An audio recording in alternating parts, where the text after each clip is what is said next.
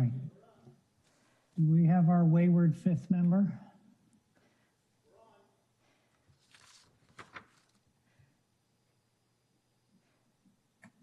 Hi, Adam. There he is. I'm not sure if you can hear us, though. Good evening, Adam. I don't think he can hear us. Adam, we can't hear you. Adam.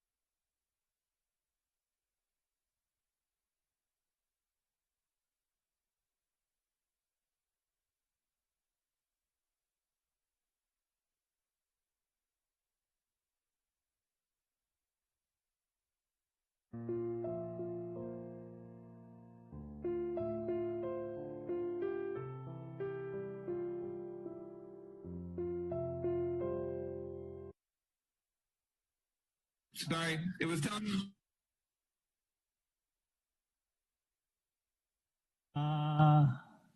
Okay. All right. Let us begin.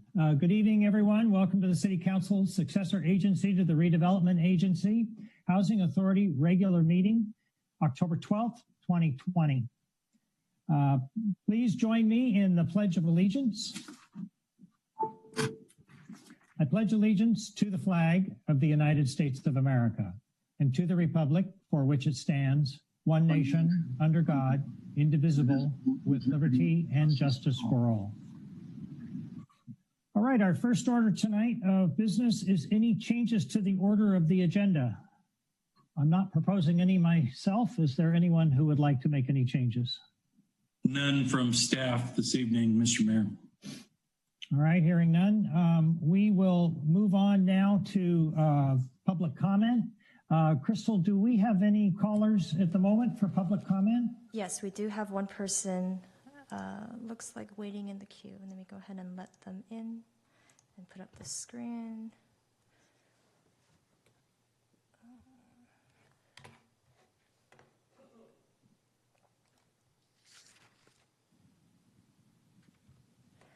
Good evening, caller with the phone number ending in 636. Thank you for joining us this evening.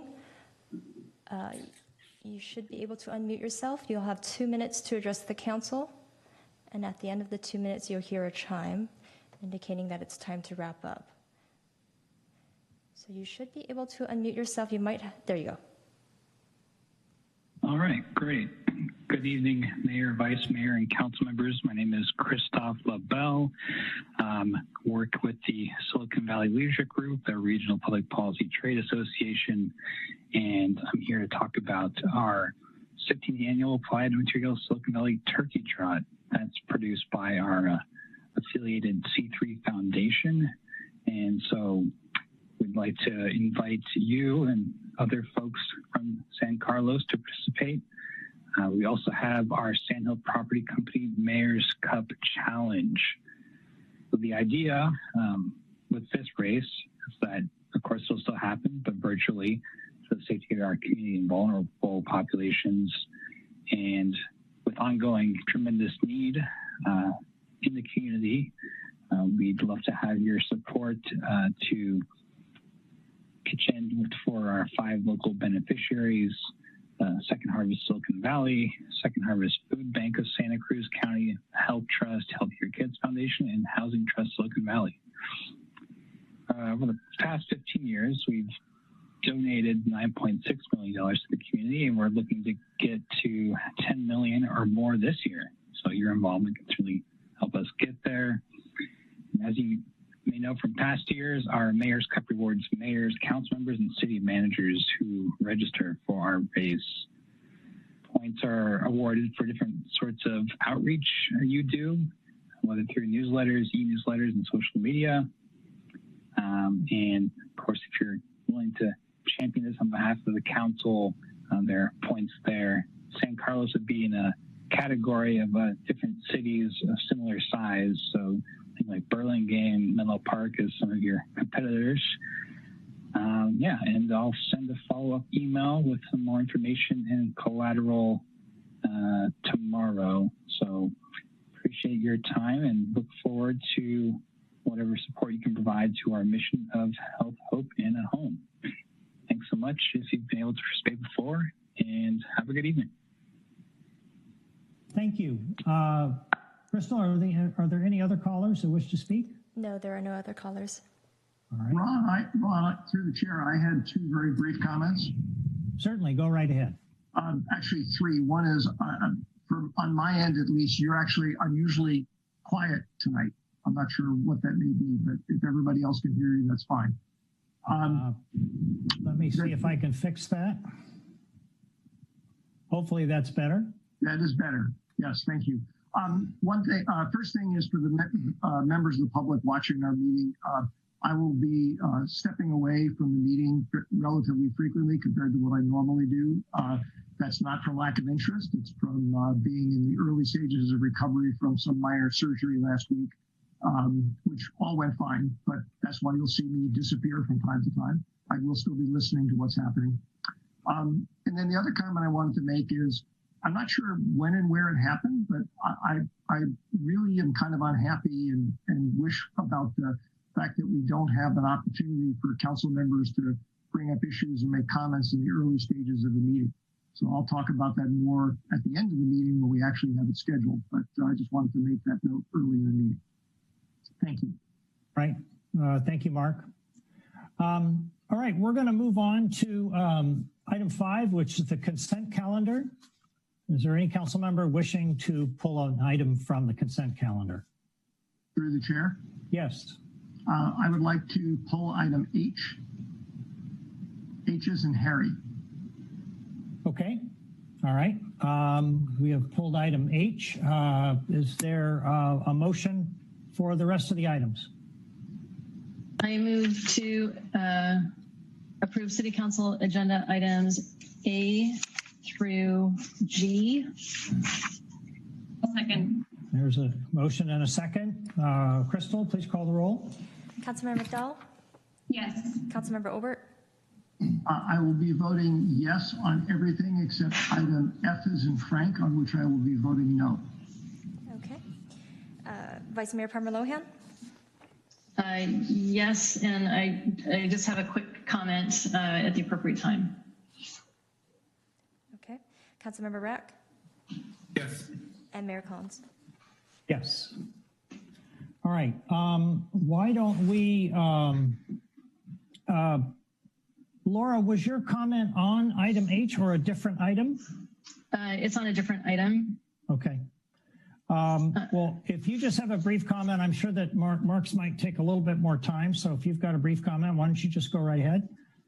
Yeah, sure. Thank you. So I just wanted to recognize the reports from the commissions and boards. I noted in this report that there was quite a breadth of work done that each of the commissions have accomplished. In addition, it appears that attendance is up. So I was very pleased to see that. And the commitment to the community is very inspiring. I'd also like to call out in particular the Youth Advisory Committee for their impressive set of goals that have been established around social justice activities for youth and teen mental health and fundraising. All of these tie beautifully to the city's mission and vision, and I look forward to the work that's produced by this very important commission. Thank you. All right. Thank you, Laura. Before we move on, why don't we take item 5H now?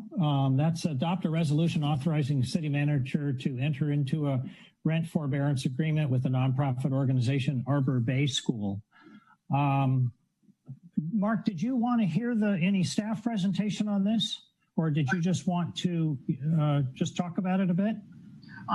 Actually, thank you, Mr. Mayor. I would appreciate hearing a staff presentation on it, and I do have some questions, but I may have other ones or additional ones based on the staff presentation. All right. Jeff, who would be handling that? That would be, Mr. Mayor, that would be somebody from our Community Development Department. Al, are you here to speak to that or introduce? Sure, I can. And I think, yes, Jeff, I can talk a little bit about it. And then maybe Greg Rubens can assist if necessary. So the Arbor-based school has asked for, initially they asked for a 24-month conveyance of the lease and the increases in rent.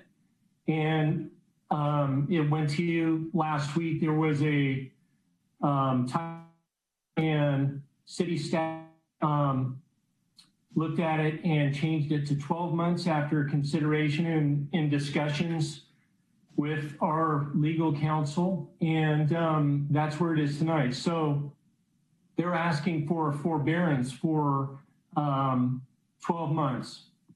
And really, essentially that's it.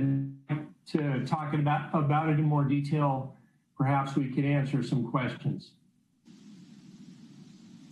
I just add that there, part of the request, as I understand it, is that the increase would be deferred for the 1 year. So that has some tail effect over the subsequent years that reduces the income to the city. But other than that, it's just a delayed payment of rent. Crystal, I didn't see a note from you. Was there anybody that did want to speak on this item? Any member of the public? No, I'm not seeing any calls come in on this. All right. Mark, I'm sure you have some questions. Go right ahead. Yes, thank you. Not sure if this is for Al or for Greg, so I'll let them decide who answers what. Since I didn't see a red line comparing the earlier submission from our last meeting to this one, what specifically were the changes made to the proposed agreement? It was just the number of months. So it went from 24 months to 12. Are you talking about the dollar value changes? No, I presume the dollar value changes are implied by the time changes. Okay, I guess my initial question or follow-on question to that is that does not sound like a typographical change to me. That sounds like a fairly substantive change to the core of an agreement. I mean, most of the words may not have changed, but a very key parameter, kind of the central parameter of the agreement changed. So I'd like to understand what specifically sparked staff to make that change. I can speak to that. There was an internal error of communication on our side within the staff. The original direction was to bring that item forward with a 12-month recommendation, not a 24-month recommendation. And somewhere between that direction being given and the staff report being written, it was misinterpreted. So it was our error. We caught it just before the last council meeting and pulled it off to make the change. And there was no other impetus to make the change? No, it was just strictly discovery of the error. I guess I'm having a little difficulty accepting that, Jeff, because my understanding from talking to, I think it was Susan Rose, that there had been a fair amount of back and forth between Arbor Bay and staff leading up to the submission of the agreement with the 24 months in it. And, I mean, I suppose it's possible the review process internally and staff never got to somebody who said, oh, wait a minute, that number is supposed to be 12. But I find that odd. Or is that what you're saying? That's exactly what I'm saying. The direction that I gave from the beginning was 12 months. And as it filtered through the organization to the folks that were going to work on it, it somewhere along the line became 24 months. And so that's what they worked on and put together. And then when it came back, it was caught at the last minute, and I pulled it off the agenda because that was not my, the staff report represents my recommendations, and that was not my recommendation. Okay. Well, mistakes can always happen. I guess it's unfortunate. I just want to make the point. It's unfortunate that this effectively didn't get caught until after the last minute when it was actually out in public. you know, we all have to be careful. I know you know this, Jeff, but I'm going to say it anyway. We all have to be careful about the fact that nobody trusts government to begin with.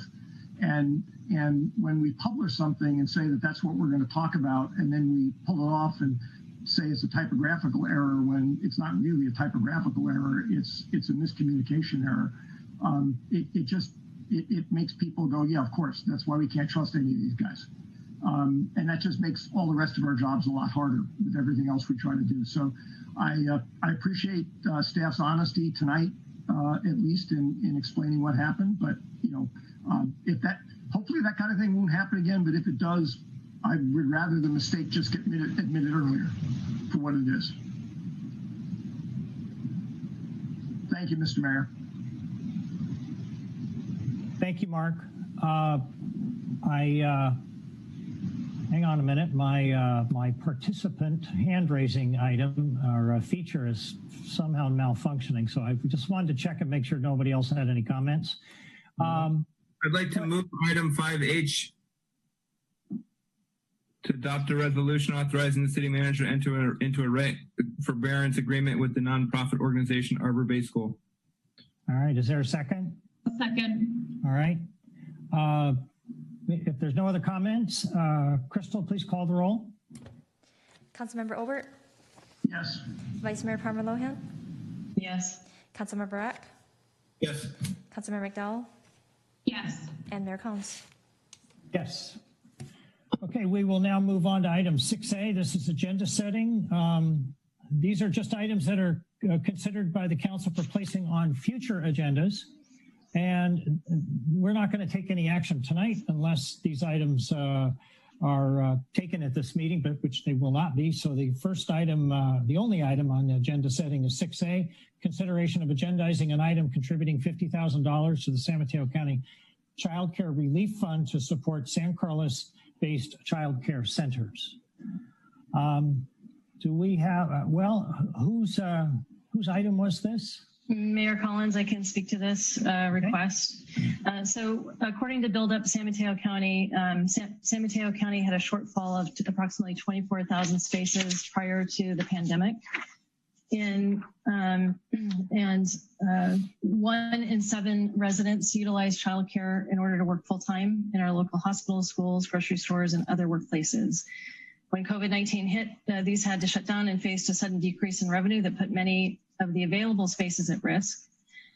San Mateo County Board of Supervisors leveraged $2 million in CARES Act funding to offer grants to cover operating expenses for both family child care programs that are run in-home as well as child care centers. Multi-site agencies were available for 1 grant. And the program prioritized children's child care programs that served the most vulnerable in San Mateo County. My interest in bringing this forward tonight is that my understanding is that there were a number of child care facilities in San Carlos that applied for these funds, but many were not funded because they ran out of funds, but they were still eligible for payment or to receive the grants. So from what I can see that there's still demand, and I respectfully request that my colleagues consider adding this item to an upcoming agenda for consideration. Through the chair. Go ahead, Mark. Thank you. Vice Mayor Palmer Lohan, I think it's a great idea. The only comment I had is I wanted to see if you might be willing to ask that it be agendized without a specific dollar amount, because frankly, I'd like to discuss being higher than 50. But, you know, if we leave the dollar amount out, we're not constrained in terms of what we're going to do. I would be open to that amendment. Then I certainly support the idea of putting it on the agenda as soon as possible. All right. Any other support? Mr. Mayor, I would fully support this too. I'm so grateful that the Vice Mayor brought this up. It was on my to-do list as well. I would like to also ask that we receive a presentation from the San Mateo County Child Care Relief Fund. Just recently, I put the organizers in touch with the Community Foundation of San Carlos, and I think that there's some opportunities that they're investigating there. So I think it would be really helpful if they could come to council and give us a presentation and let us know kind of exactly what the need is right now for our child care providers here in San Carlos. All right. Adam, did you want to add any comments? You're muted. But you're shaking your head, so I assume that you're good. I'm fine with it, yes. I think that's great, and look forward to the discussion. All right. Yes, Mark. Thank you. Just one other thing sparked by Sarah's comment, which I thought was a really good one.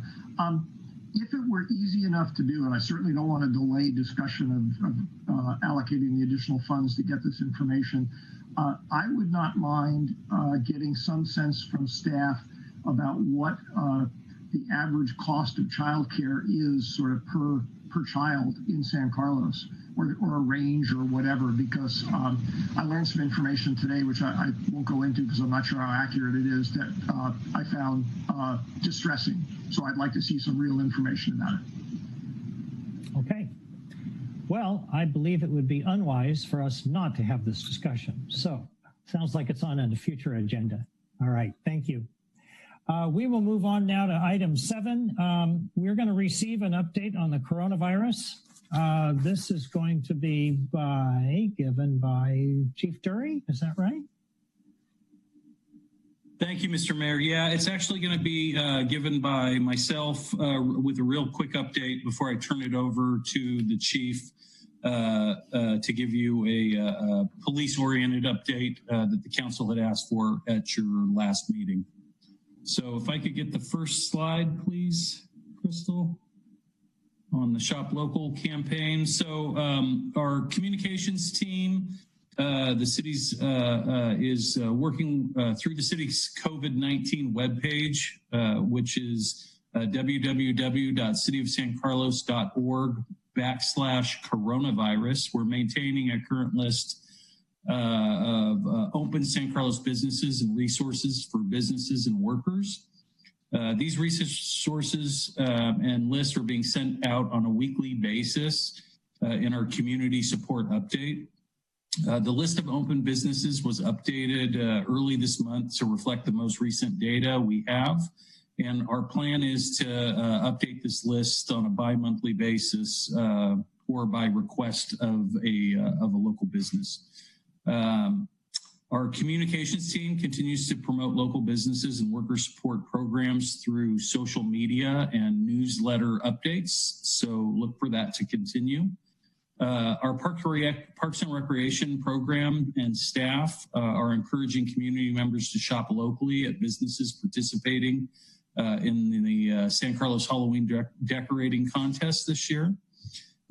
Community development is currently conducting outreach and research. We're taking a look at programs in Laguna Beach, Newport Beach, Pasadena, Redwood City, Oakland, Fremont, and the county of San Mateo and the state of California for their efforts in Shop Local campaign efforts. We've reached out to the new merged Redwood City, San Mateo, San Carlos Chamber of Commerce to put a meeting together with them so that we can work together on this effort in not only putting together the program, but disseminating the information out to our shared constituencies.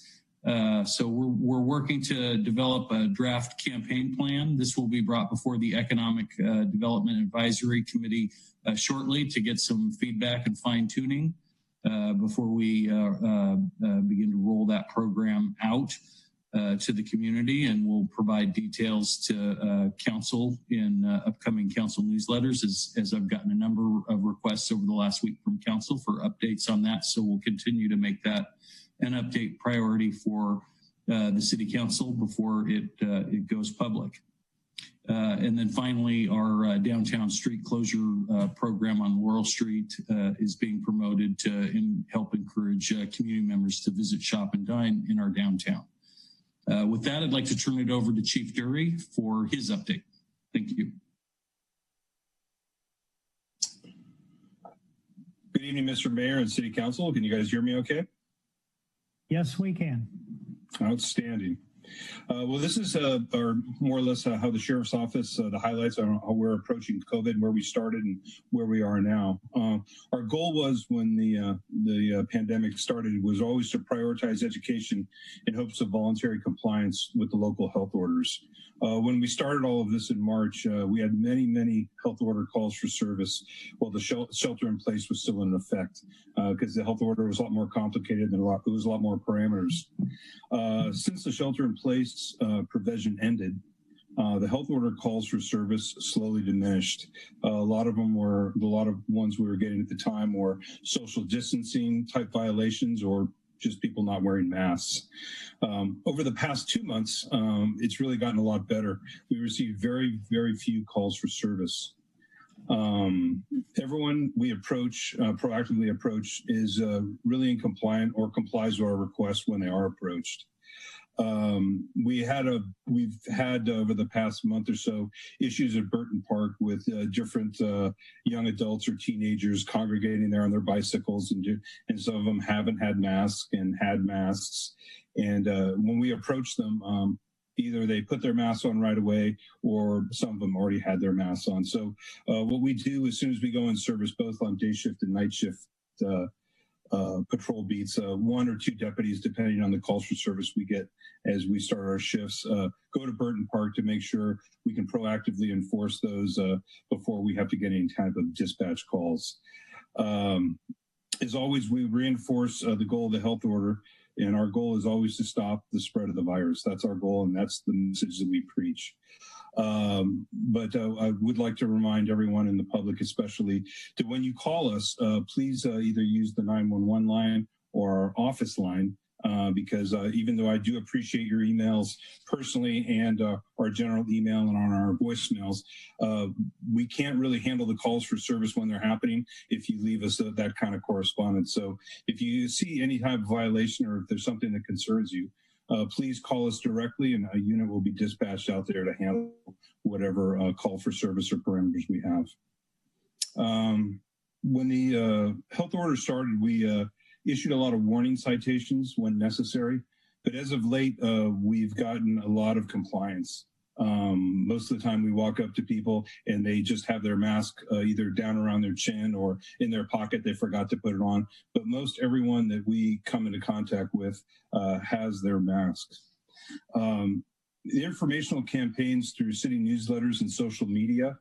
We do a lot of social media as far as the Sheriff's Office Facebook, and the city does as well. Pushing out different campaigns on the importance of the health order, our expectations, and we remind the public of our expectations of voluntary compliance, and our goal again is to stop the spread of the virus. Our most recent one we sent out last week was a combination. It talked about the health order, the importance of wearing your mask and social distancing, and it also had a combination of with parents, please talk to your kids about driving, youth driving, and driving safely within the city limits. And it also had a little provision about the utilization of fireworks, and it continues to be illegal even after the 4th of July.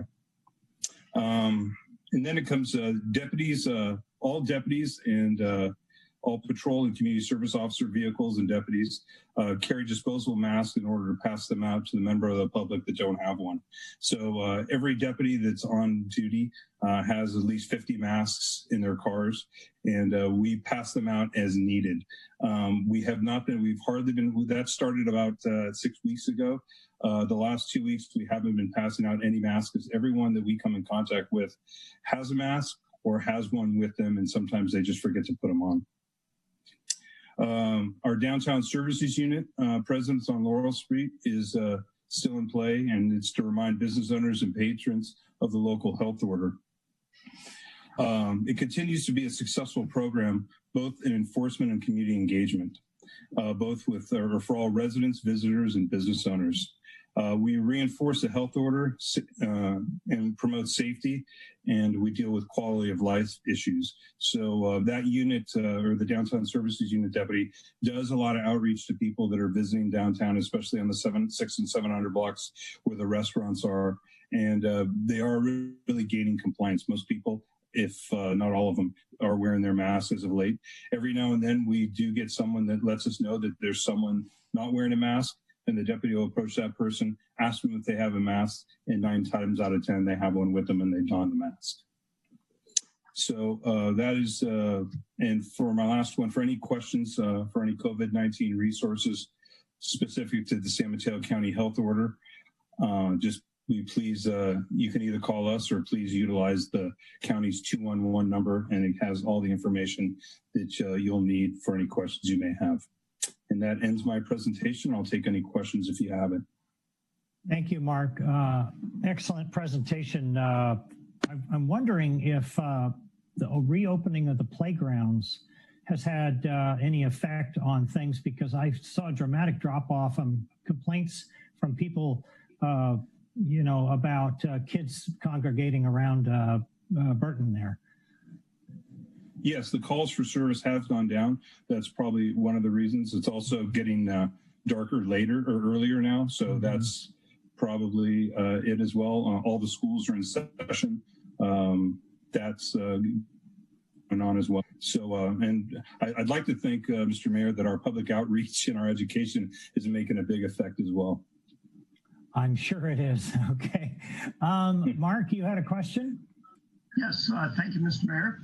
Thank you, Mark and Jeff. Good presentations. I actually had 3, I think, fairly quick questions, which will actually allow me to bring up the 2 issues I alluded to earlier that I didn't want to have to wait to the end of the meeting about.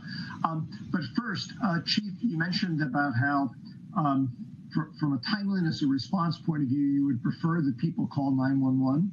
And I just wanted to make sure that I heard that correctly and that the public hears it correctly, because I've talked to people who have told me it's like, well, yeah, I see somebody, you know, not social distancing or a restaurateur not doing something right, but I don't feel like calling 911 for that because it's not an emergency. So there's this feeling that it has to be, you know, like armed robbery or something before you call 911. And I'm hoping you can educate people about when they really should use that number. You can use the 911 line. We have plenty of dispatchers and plenty of 911 lines. You will not tie up any 911 lines, or you can always use our business line as well, which goes to our dispatch. That's 802-4321. So okay. You can use either one, but there's plenty of 911 lines open and plenty of 911 dispatchers to take any type of call. Thank you. I hope that will be helpful to a lot of people who, as I said, tend to hesitate to call 911. So it's good to hear that you're staffed up to handle that and are prepared to. This next item, I saw just a mention of it on social media. So it is the provenance of it. You can impute yourself, but it was this kind of bizarre story, at least I hope it was bizarre, that somebody had driven a car down the closed portion of Laurel Street. And I was the other day curious if anybody had heard anything about that, if you had heard anything about that. I did. The deputies went out. It happened last night around 8 o'clock, where a car drove in between our water walls and ran over the A-frame signs indicating the street was closed, and drove drove southbound on Laurel from the 600 block, from the beginning of the 700 block to the end of the 700 block, and drove out the other way. We do have a vehicle information. We do have suspect vehicle information. We don't have a license plate or anything, and we do have a color of the vehicle. So if anyone that is listening tonight has any information on that vehicle or who that was, we would like to hear from you. But we have taken a report and we are doing a current investigation on that. Thank you for that. I mean, I'm very sorry to hear that it actually happened and it was not something, you know, fake news made up on social media, because it's always been a possibility, but it's extremely disturbing to me that somebody, even if they were inebriated, would do something like that, since they're putting significant numbers of people at risk. So I hope you're successful in tracking that person down, and that may be a good lead into my next question, which I know that we've had issues with a small number of restaurateurs sort of not following the requirements, or like moving water walls and stuff. And I just wanted to say that, speaking solely for myself, in the instances I'm familiar with, I'm a little concerned that staff was being overly flexible in working with people. And the reason I say that is not because we can strictly enforce every rule, and not that every rule should be strictly enforced. There has to be some judgment and whatnot involved. But without mentioning names, the organization that was at the center of a number of these problems, there were multiple complaints that came in about it from multiple restaurateurs who were pretty unhappy about the fact that they were following the rules and they saw other people not following them and apparently getting away with it. So I know that there have been repercussions, but I guess I would just like to ask, or add my voice at least, saying if stuff like that starts happening, don't hesitate to it doesn't have to be business as usual. We're talking about people's health and safety here. And if we need to, get in somebody's face and say, hey, guess what? You know what? Your restaurant's not going to use the space on the street for the next 4 months. Sorry about what that does to your business. That's fine with me. But do keep us apprised on these things, particularly the more serious occurrences like that guy driving down the street. All right. Thanks, Mark. Sarah? Thank you, Mr. Mayor. I have just two brief questions. Chief, thank you very much for the updates. My question for you is regarding the Downtown Services Unit. Is there a specific day and time that patrol is happening, or do you try and mix it up at different times during the day? Right now we're reevaluating the times because it's starting to get darker earlier, but normally we're Thursday through Sunday, and it's 10 a.m. to 8 p.m. And that whole time, 10 a.m. to 8 p.m., someone's walking up and down Laurel Street, or are they kind of popping in and out in between calls? No, they're not taking calls for service. They're dedicated to Laurel Street. Okay, perfect. Thank you. Because that is an additional deputy. That is not a normal deputy that is in service. Okay, great. I've seen the deputy down there, and I always say hello, so I really appreciate having someone down there. So certainly, and I'm varying the deputies that go down there, so the public gets to meet all of them, not just one or two. Super, thank you. And then my second quick question is maybe for Jeff or maybe Al regarding the Shop Local campaign. I really appreciate that update. I saw that there's plans to run it by EDAC and maybe the Economic Development Subcommittee, and I just want to flag that Black Friday is about 6.5 weeks away. And if we're going to do mailers to the community, I know that takes a significant amount of lead time. So I just want to make sure that timing wise,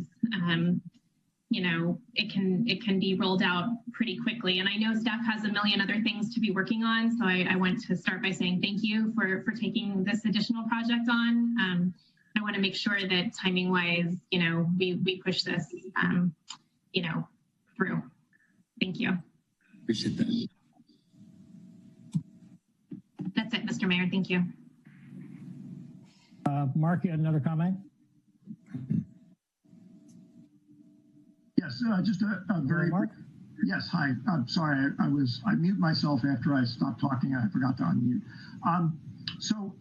Just a very brief comment. I assume that everybody else got them, but I've gotten, I believe it was 3 emails from 3 separate shopkeepers along Laurel Street since our last meeting.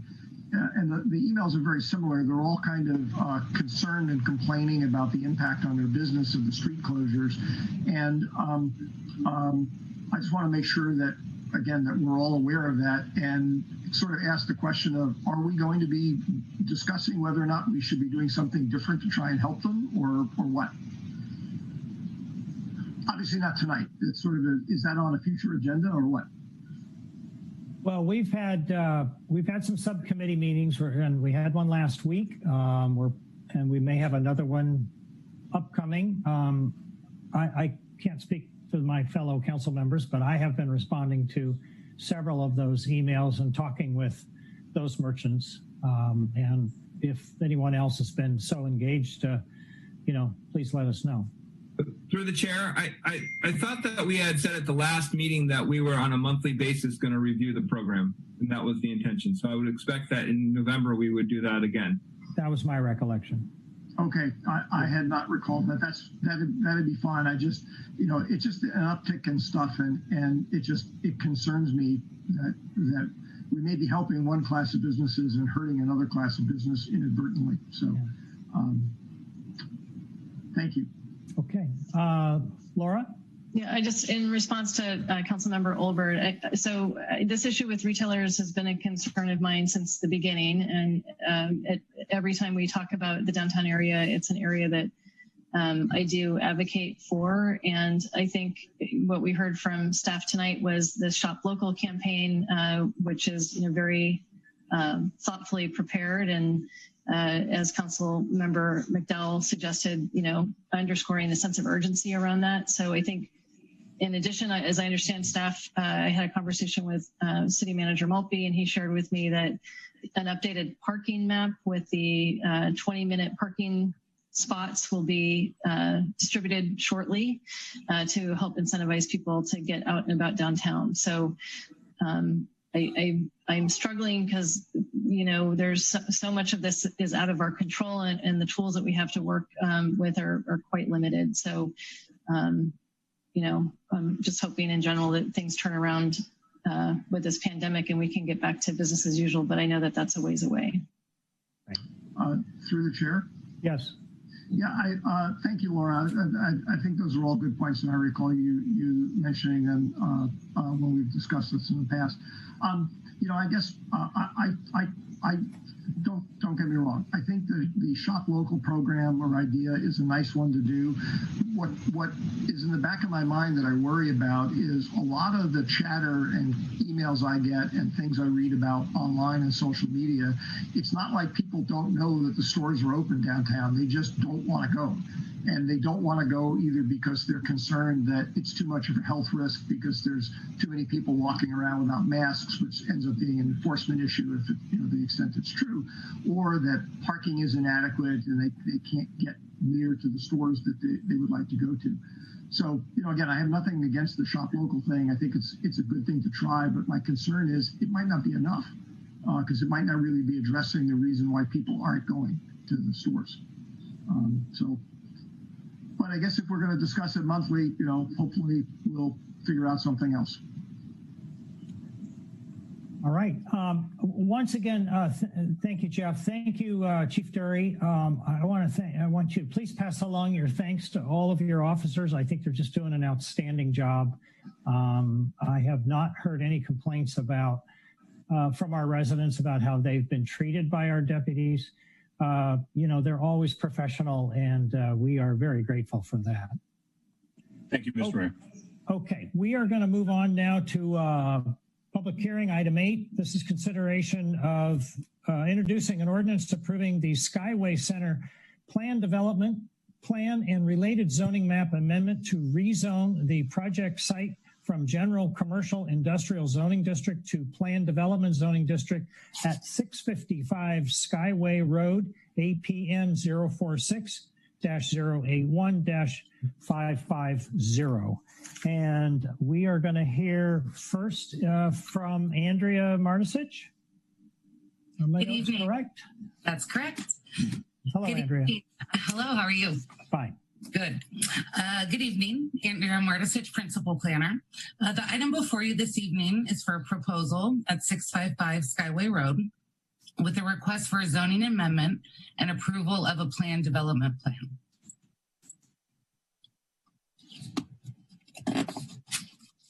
The site is located on Skyway Road to the immediate south of Hiller Aviation Museum. This site here in the salmon-colored rectangle. The rear of the property is adjacent to the airport, and the site itself is about 3.5 acres. Highway 101 is located to the west, and the subject site itself is zoned GCI, General Commercial Industrial. It has a corresponding general plan use designation of General Commercial Industrial as well. Looking at the zoning map on the left, you can see that the parcel itself is surrounded by airport zoning, which is that beige color you see, while this parcel, as I mentioned, is zoned for the general commercial. There are existing buildings on site, hangars here to the rear on the right picture, and then office buildings located at the front. And this is just a picture of what's existing on site now. Again, this is the office buildings towards the front. As I mentioned, the site is zoned GCI, General Commercial Industrial. And this district does not allow for airplane hangar uses. Prior to the 2011 zoning code update, this property was zoned airport along with the neighboring properties. However, during that update, this parcel itself was changed to GCI, which established the existing hangars as non-conforming. The applicant is requesting the site be rezoned to planned development or PD zoning designation to allow for both the hangar use as well as a general office use. As part of the PD, the applicant is also asking for some relief from 3 development standards: landscaping, parking location, and the amount of overall signage.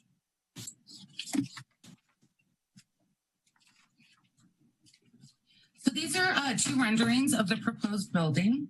The picture above on the left is demonstrating an aerial look at the building. You can see the office at the front, and there are 6 hangars located to the rear. The hangars themselves are planned to be named after female aviators. And then the lower rendering is a view just looking straight at the office from the driveway entrance on Skyway. On July 6th of this year, the Planning Commission approved a design review, transportation demand management plan, and a grading and dirt haul permit. The commission also recommended that the City Council adopt the zoning map amendment and plan development plan.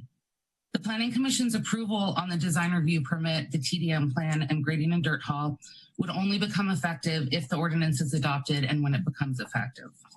And this project was determined to be exempt from CEQA.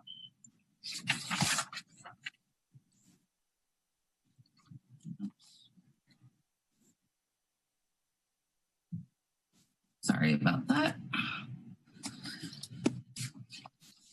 The request to rezone the site from GCI to planned development would allow, as I mentioned, both hangar uses and office uses. Due to the location of the property that is surrounded by airport uses, the airport itself, as well as the hangars, the combination of both office and hangars is an ideal mix. Because of its proximity to the airport, there are several limitations on what can actually be built there due to the noise and height restrictions put in place because of its proximity to the airport. The proposed combination of both office and hangars allows for some flexibility and also allows the hangars to be located near the airport with the office closer to 101 and Skyway Road. The other development standards the applicant is asking for relief from include landscaping. The applicant is requesting a 6.8% landscaping proposal when 10% is required. A part of that is due again to the location in relation to the airport, limitations on size of trees, trying not to attract birds. So that's the reasoning for that requirement. The parking location, the applicant is asking for a 10 to 15 foot setback from the property line. Normally 40 feet is required. This is a deviation that normally is allowed with a conditional use permit for any other development that's not a PD. However, it is being included in the request in the overall PD this evening. For signage, the applicant is requesting up to 550 square feet. The code allows up to 100 square feet. The signage itself will be primarily identification signage for the hangars, as well as the building itself, the Skyway Center. The owner is not planning on having individual tenants have signage on their building. So it would really be just identification of the center, as well as, again, the hangars.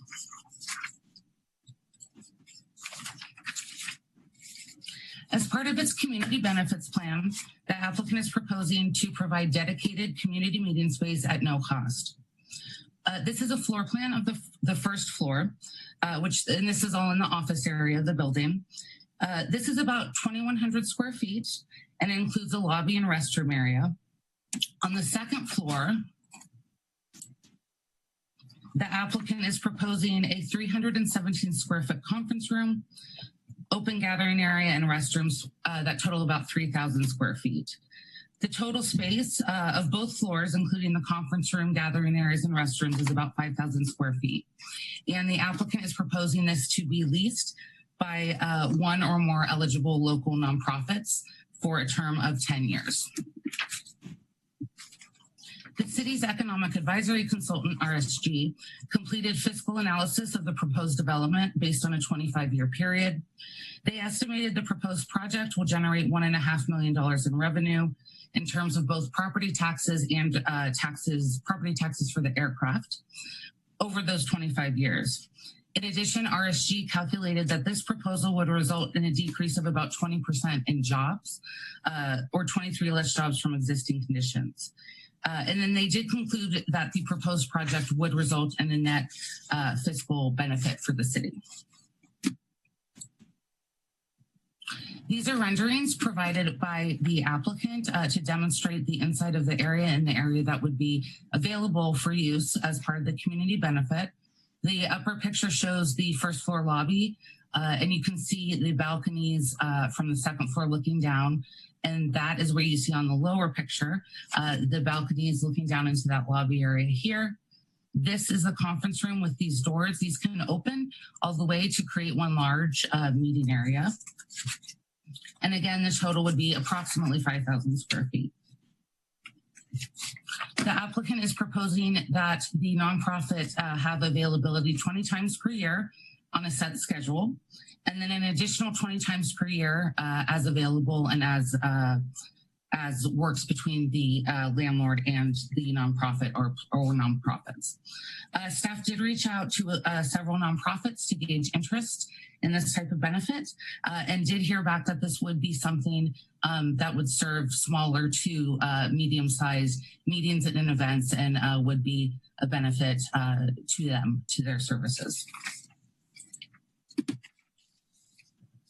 A public notice was mailed to property owners within 300 feet and published in the paper, and staff has not received any comments on the project to date. Staff is available for questions, and the applicant is also available for any questions you might have. Thank you. All right. Thank you, Andrea. Crystal, do we have any speakers who would like to comment? No, no calls at this time. All right. Do we want to take questions on this part of it? I know that I had 3 more people lined up. Were they all going to make additional presentations, Andrea? Or are they all just back up for you? They're all back up. Okay, that's fine. That's fine. Okay, so that was a subtotal. All right, let's start with Adam. Thank you, Mayor Collins. Andrea, thanks for the presentation. I appreciate it. I just had 2 questions. One, can you just clarify for the nonprofit piece? So it's essentially a 10-year lease, but it will be held by one nonprofit and then available to others, including that one for meetings? Or what is the structure? I guess I want to understand kind of how that structure works. It's a little confusing to me. Sure. So the original thought was to have one nonprofit as the kind of head nonprofit who could sublease, quote unquote sublease for $0 to other nonprofits and manage the calendar and scheduling for that. When we brought this to the City Council subcommittee, we were also asked to, have the possibility that other nonprofits have access. So I think originally our idea was, yes, we'll have one nonprofit that manages it. But there is a flexibility to have more than one if that's how it works out in terms of selecting a nonprofit. Staff is also prepared to help create some sort of outreach and selection process to help the landlord pick what nonprofit they'll end up in a lease with as well. Okay, thank you. And then so that we're looking at office space and then hangar space, and what is the total square footage that we're looking at now with everything combined? Sure, let me get those numbers. The total square footage, I believe, is about 70,000. I think so. Let me just double check that number. Yeah, 70,000. 70,500. Can you tell me how? Because I think if I'm correct on how we have this, but maybe I misunderstand it. On the commercial linkage fee, how does the hangars, are there just differences what do we benefit from the hangar versus the office building? So in this, different costs for that? So generally speaking, no, the hangar wouldn't count towards calculation. However, in this case, the entire project does not count. It does not have to pay a commercial linkage fee. And that is because the proposed office at about 20,000 is less than the existing office on site now. And so the commercial linkage fee would only trigger if there's a net new 5,000 square feet. So even though the whole project is larger, there's no commercial linkage fee for Correct. this. And okay, I think that's concerning to me that we're not. I mean, why is the hangars are exempt for what reason? Because they're a storage use, and the commercial linkage fee isn't based off any storage square footage. Okay. Well, again, I'm going to listen to some other comments, but I'm a little concerned that we're not gaining any commercial linkage fee out of this, and we're giving up allowing some changes. Mark? Thank you, Mr. Mayor. Thank you, Andrea. Just a couple of questions. What is the lease going to cost for the nonprofit or nonprofits? What will it actually cost the nonprofits? Is there a cash fee, or are they going to have to provide insurance, or what's the nut that they have to cover?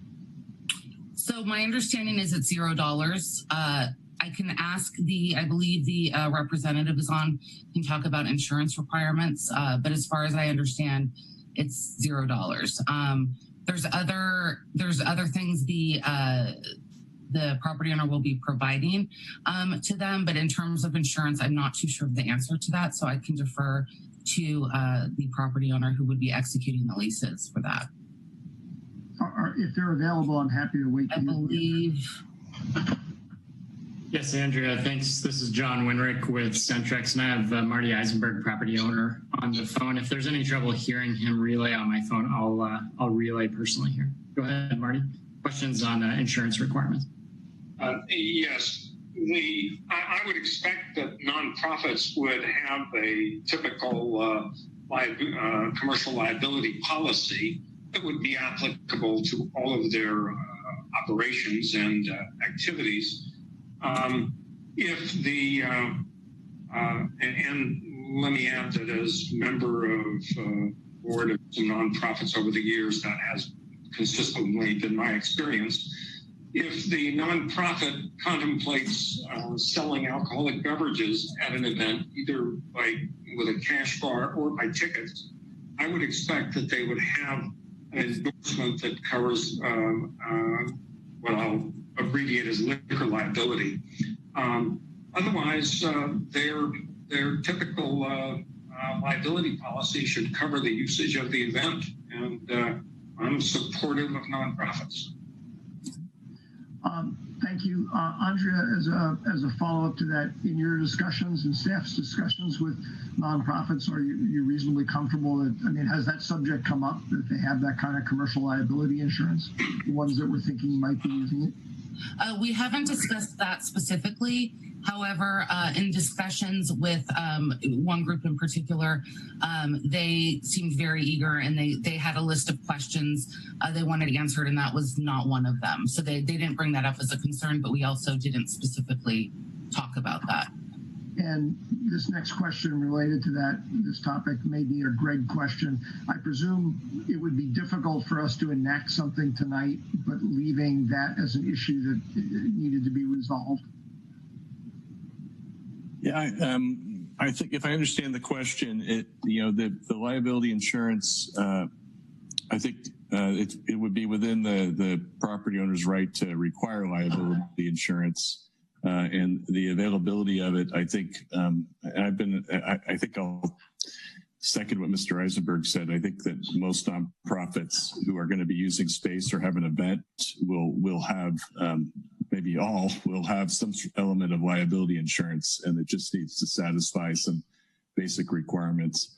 When you have liability insurance, it's usually like a layer of insurance ahead of your own insurance. So what I've seen is, the typical requirement is have a $1 million liability policy per occurrence, but that the landlord, also has their own insurance that comes after that. So there's plenty of coverage for to create a comfort level for the property owner and the nonprofit under those typical circumstances. All right.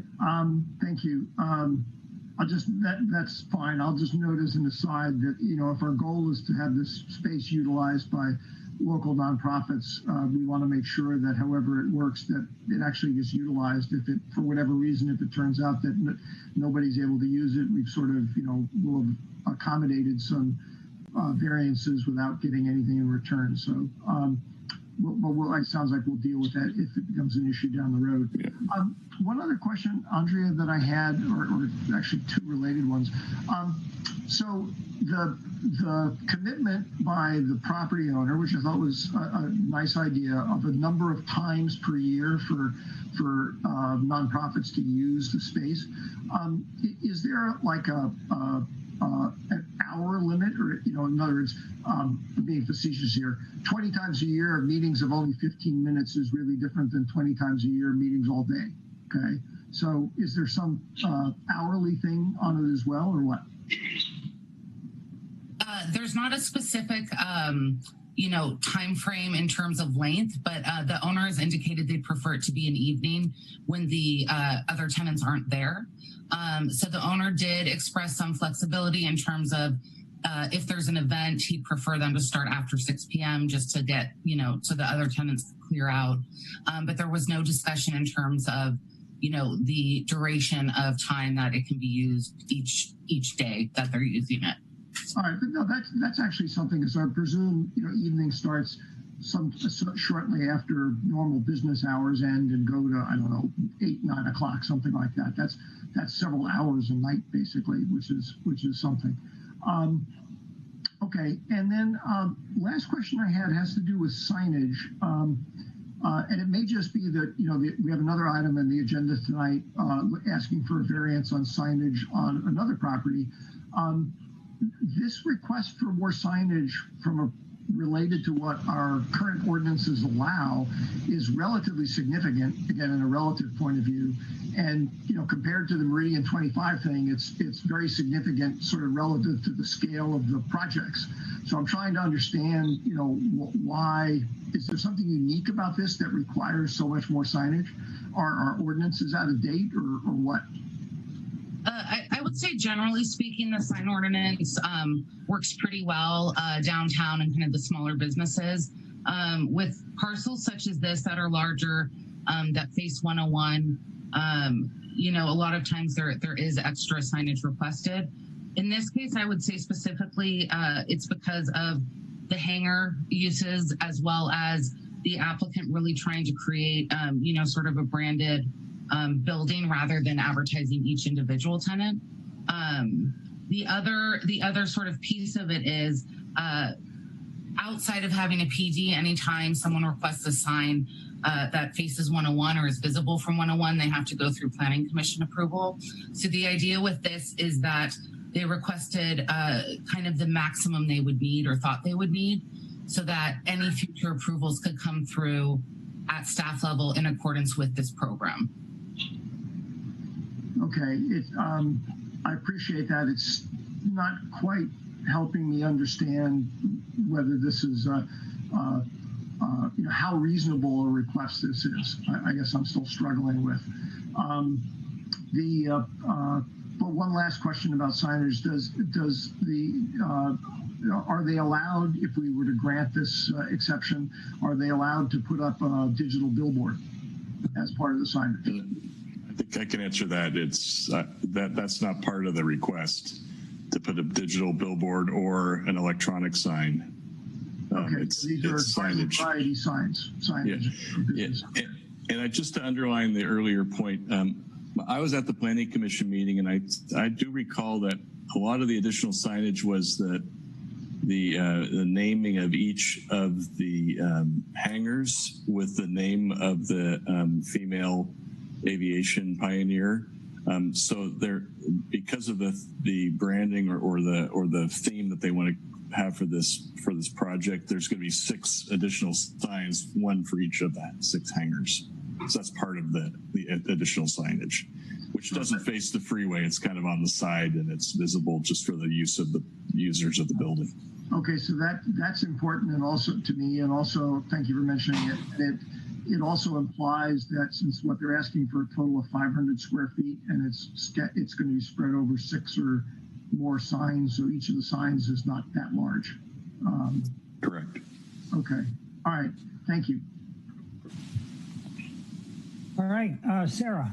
Thank you, Mr. Mayor. I have 2 questions, and this might be for the applicant. I'm wondering if we can touch a little bit on the status of the current tenants. I know that the San Carlos Flight School is there, and I'm just wondering what the plans are for them. Thank you. I'll defer to Marty Eisenberg again. Yes. Good evening. There is the San Carlos Flight Center that has been a longtime tenant of 655 Skyway. They have moved their operation to a nearby location in which they are renting from the airport, from San Mateo County. A similar operation, West Valley Flying Club, which was also a tenant at Skyway, has also moved its operation to that same location. So both are still at the airport. One of those tenants has expressed interest, sincere interest in returning and becoming an office tenant. It would very likely not be able to afford these executive aircraft hangars. They have signed a 2-year lease with the county.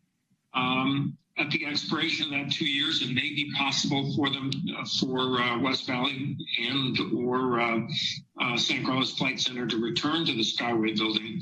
There are some questions that have recently arisen about the county requiring that the county, which owns or operates the airport, requiring that any business that operates on the airport and for which a concession agreement with the airport is required, that they have an occupancy or a lease of space from the airport, that is on county land.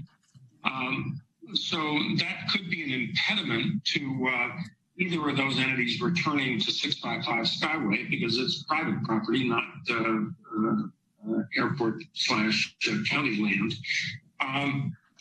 But I don't know how better to respond to that question. No, that's fine. Thank you. That's very helpful. I appreciate that answer. And then my second question is, if just for the public's reference, could you just talk a little bit about your outreach to the Greater East Side Neighborhood Association and how you've worked to make sure that their concerns have been met? Thank you. Sure. In 2018, I think it was in March, I reached out to that neighborhood and had a meeting with the principals of that association. They expressed concern predominantly about helicopter use of the space, because that seems to be the predominant noisemaker over the city of San Carlos. This is not a facility that really can accommodate helicopters because of the way in which the buildings are organized. A helicopter really can't land on this property, and our outreach is not at all to helicopters. Our outreach, which has been very favorable so far, is to high-end executive fixed-wing aircraft.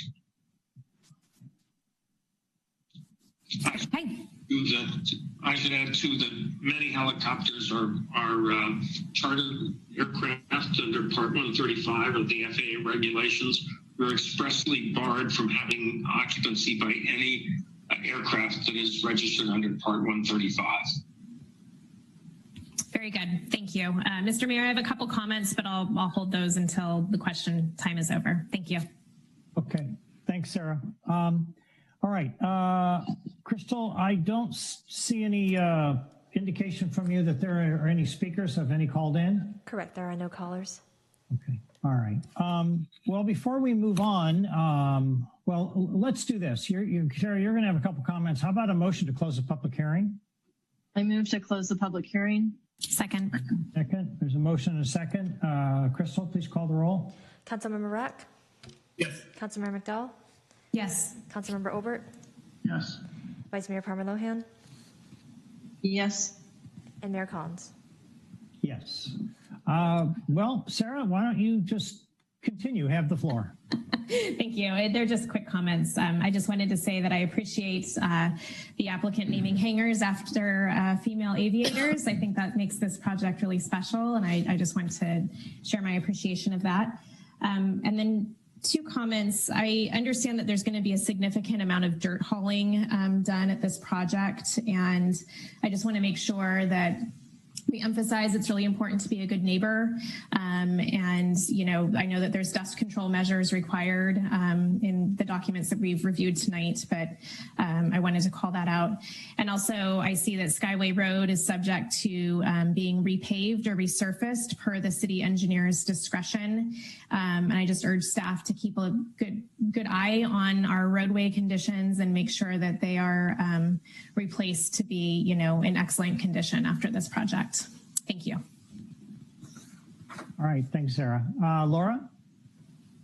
Thank you, Mayor Collins. I'd like to echo Councilmember McDowell's comments. I also do appreciate the fact that there will be recognition for female aviators. Women's history isn't told nearly enough, so this is a great step in that direction. Also appreciate her comments about the dirt hauling, because I know that can be an issue for our community. And recognize Councilmember Rack's concern about the linkage fees. So at the appropriate time, perhaps we could explore that a little bit more to see if we've got a gap. And then with respect to this particular project, as I was reviewing it, it seems to be a really good fit for that space. And I recognize the exceptions that need to be made in order to keep pilots safe. So in other words, the landscaping variation makes sense to me, as does the signage, because it seemed like when I read through that it was more educational in nature. And then finally, I do appreciate staff reaching out to the other not-for-profits to ensure that there's a line of sight into a community benefit that may be of interest to a broad part of our community. So thank you for your efforts there.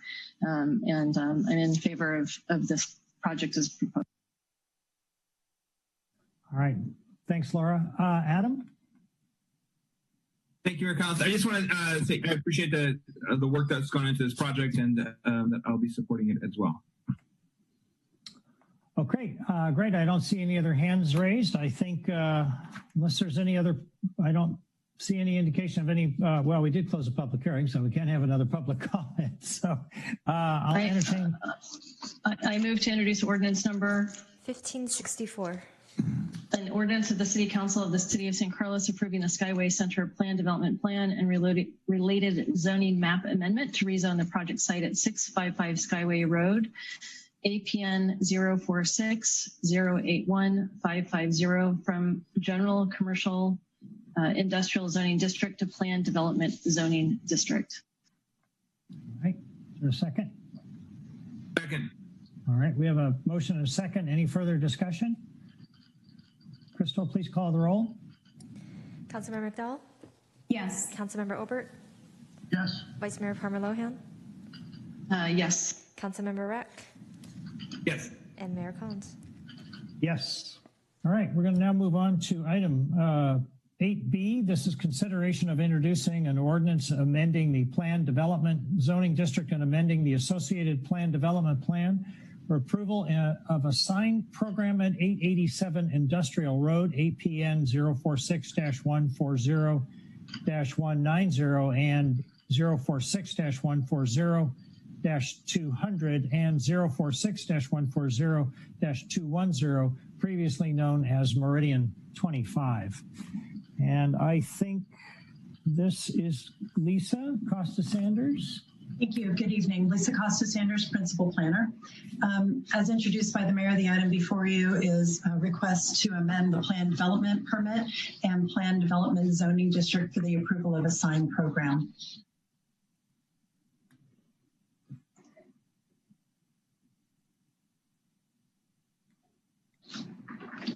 The subject site is just under 8 acres in area and located on the corner of Industrial Road and Branston Avenue.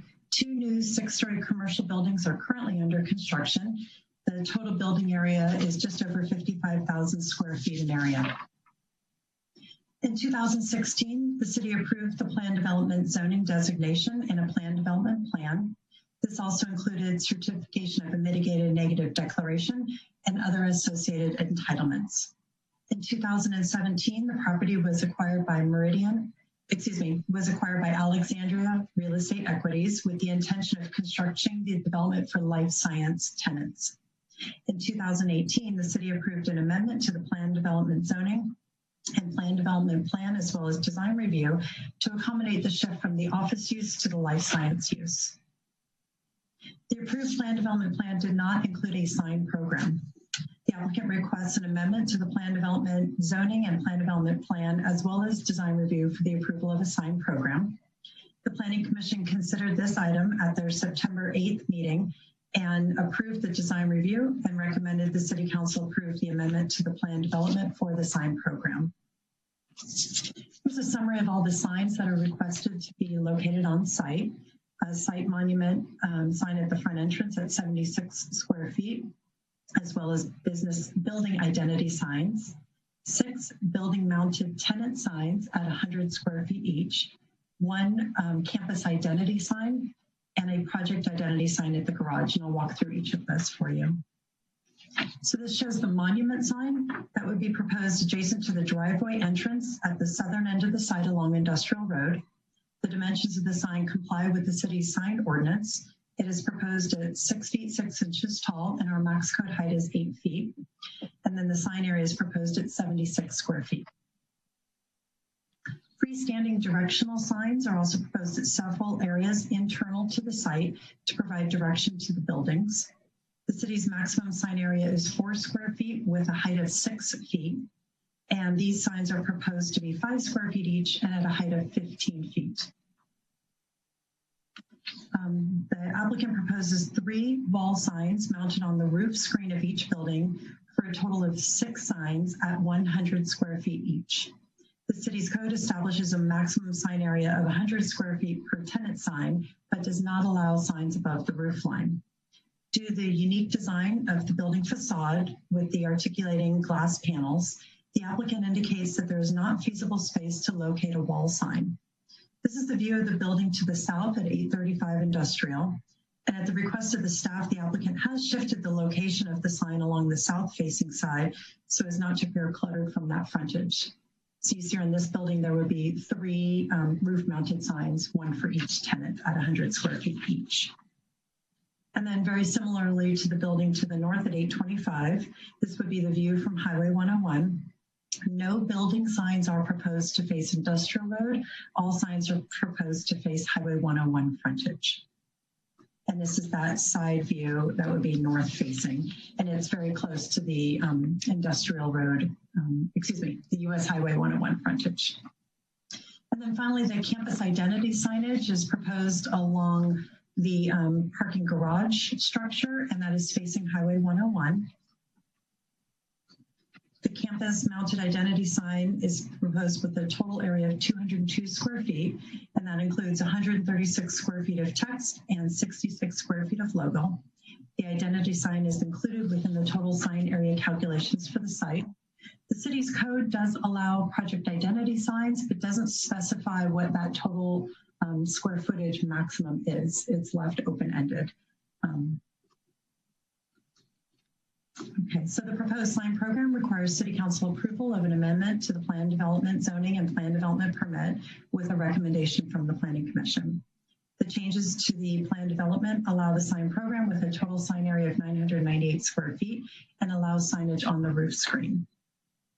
Public notice was mailed and published, and as of this date, staff has not received any comments on this proposal. I'd be happy to try to answer any of your questions, and the applicant team is also present this evening to respond to any questions you may have. Thank you. All right, Crystal, do we have any callers at this point? No, I'm not seeing any calls at this time. All right. Mark, you have questions? Yes, thank you. And I apologize if my typing was disturbing people. I forgot to mute myself as I promised I would. Thank you, Lisa, for a good presentation. I guess one question I have, not about this particular proposal, but given the slate of large projects that are going to be coming through the East San Carlos area over the next 5 or 6 years, it almost feels like maybe we should task staff with going out and reviewing our sign ordinances for such projects, because I don't mind making exceptions, but it's kind of like when you start making exceptions all the time, then maybe what you really need to do is recognize that you've essentially changed your policy, which is fine. But I'd be interested in your thoughts on that. Yeah, we can certainly look at that. I know when the sign ordinance was last updated, and I'm sorry, I don't have that date in front of me, but the total sign area per business was reduced. So there was a bit of a downsizing to try to maybe have a more pedestrian feel and scale to the signage. But with these large buildings, I do agree, the scale of the sign really needs to fit in with the size of the building and be appropriate, as well as assist with business identification and advertisement, especially from the freeway side. So that is certainly something we can look at. We do typically see with these larger developments in the plan development process, a request for some additional sign square footage. The sign program in the code does have the ability for more signs, but it is limited to 100 square feet per tenant. So I think that is something we can certainly take a look at. Yes. Thank you. Actually, that also reminds me, though, I suppose another way of handling this is just to the extent anything is subject to a planned development agreement, the PDA itself can call out a separate rule for signage for that project, correct? That's correct. And that sign program that we were just referencing then establishes what the design is for that building or that campus, so that if they're to make changes over time, it's consistent with the design style that was previously approved. And then staff can make, the new tenant approvals. Okay, thank you. That's all I had. I'll reserve the other thing for the end of the meeting. Thank you. All right, thank you, Mark. Adam? Thank you, Mayor Collins. Lisa, thanks for the presentation.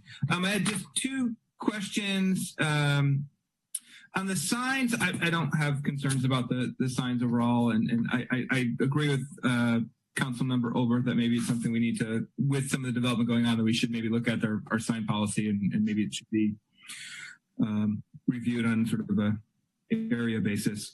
But when was the project, because I wasn't on the council then, so when was the sort of the design approved for the project, the sort of last design?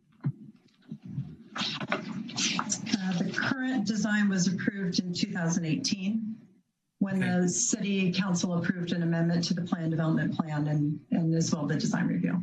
And that was after Alexandria purchased it from Meridian 25? That's correct. Okay. They made some changes to the building, yes. Some changes to the building at that point. So yeah, I was just trying to understand, because if why we're sort of looking at some of these things, if with the design change, why we're looking at those sort of rooftop signs, if people knew, or Alexandria knew all along, that they were going to have to do that. Why that wasn't sort of dealt with earlier, because my sense is given the design of the building, they knew all along that they would have to use the rooftop for the tenants. Yeah, and I can have the applicant is available if you would like to refer that question to the applicant at this time. Sure. Yeah, it's just more of a timing issue. It's not a make or break for me, but sure, if they want to comment on that, that's great. Who do we have representing the applicant? Teresa, are you able to speak? Yes, I apologize. I was on double mute. I'm Teresa Demas, Executive Vice President with Alexandria Real Estate Equities, and it's a pleasure to be here. Mayor Collins and council members, thank you for the opportunity to speak to you about our project. You asked a really good question, Councilmember Rack. I think what we inherited building design from Wendy Hill. And what we did is actually take that building design and alter it, but not modify it to the extent that it would change the composition of the building. The building was always all glass. And And so in a sense, we didn't change the concept of the building. At the time, we were trying to get into the ground. Quite honestly, it has taken quite a bit of time to build this project. You may know that the parking garage to the rear of the site includes 2 levels of underground parking and 2 levels or 3 levels above grade. So it is actually a very time-consuming effort, in addition to the amount of remediation that we had to do on the site, and we knew that remediation was happening. So I think the speed was trying to get us into the ground as quickly as possible. At that point, we actually retained the services of a signage consultant to do a master plan signage for the whole site. And so that's why this is coming to you piecemeal. Is this the preferred way of doing things? Absolutely not. Is this the way we're going to do things with our next project, which will be coming in front of you hopefully sometime next year? No, we will be coming to you with a very holistic plan. That is my explanation at this time. No, that's very helpful, and thank you, Teresa. And I don't, like I said, I don't really have an issue with signage or what you're requesting at all. I just want to understand sort of from an efficiency standpoint. So that's helpful. And I just had one other question, and I don't know how. And I saw that the signage says Alexandria District, and to me it infers something very formalized, like we have an industrial art zone, or we have a downtown district, or other things we might call it, and sort of where that sort of naming came from, and is there concerns from the city aspect perspective that we like, are we creating a certain district that is now being called the Alexandria District with sort of by default because it's being named that? I can start, and maybe Teresa, if you want to expand on how that name was selected. So we don't have really policies on how campuses or development properties are named. We really don't have any kind of track record for that. So individual property owners can select what they want to call their properties. And when you drive around town, you'll see we do have a variety of, the G.W. Williams Business Park, for example.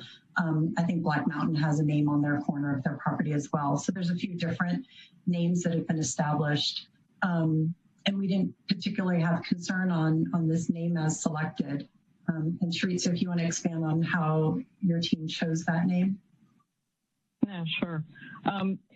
So we do actually engage the services of consultants to help us on thinking how best to present our project to the community. And it is the case that the San Carlos area had some life science sort of individual buildings, but didn't have a holistic life science community. So we were aiming to try to create a life science holistic community. And so that's the effort of trying to create a name that is more comprehensive than just an individual project.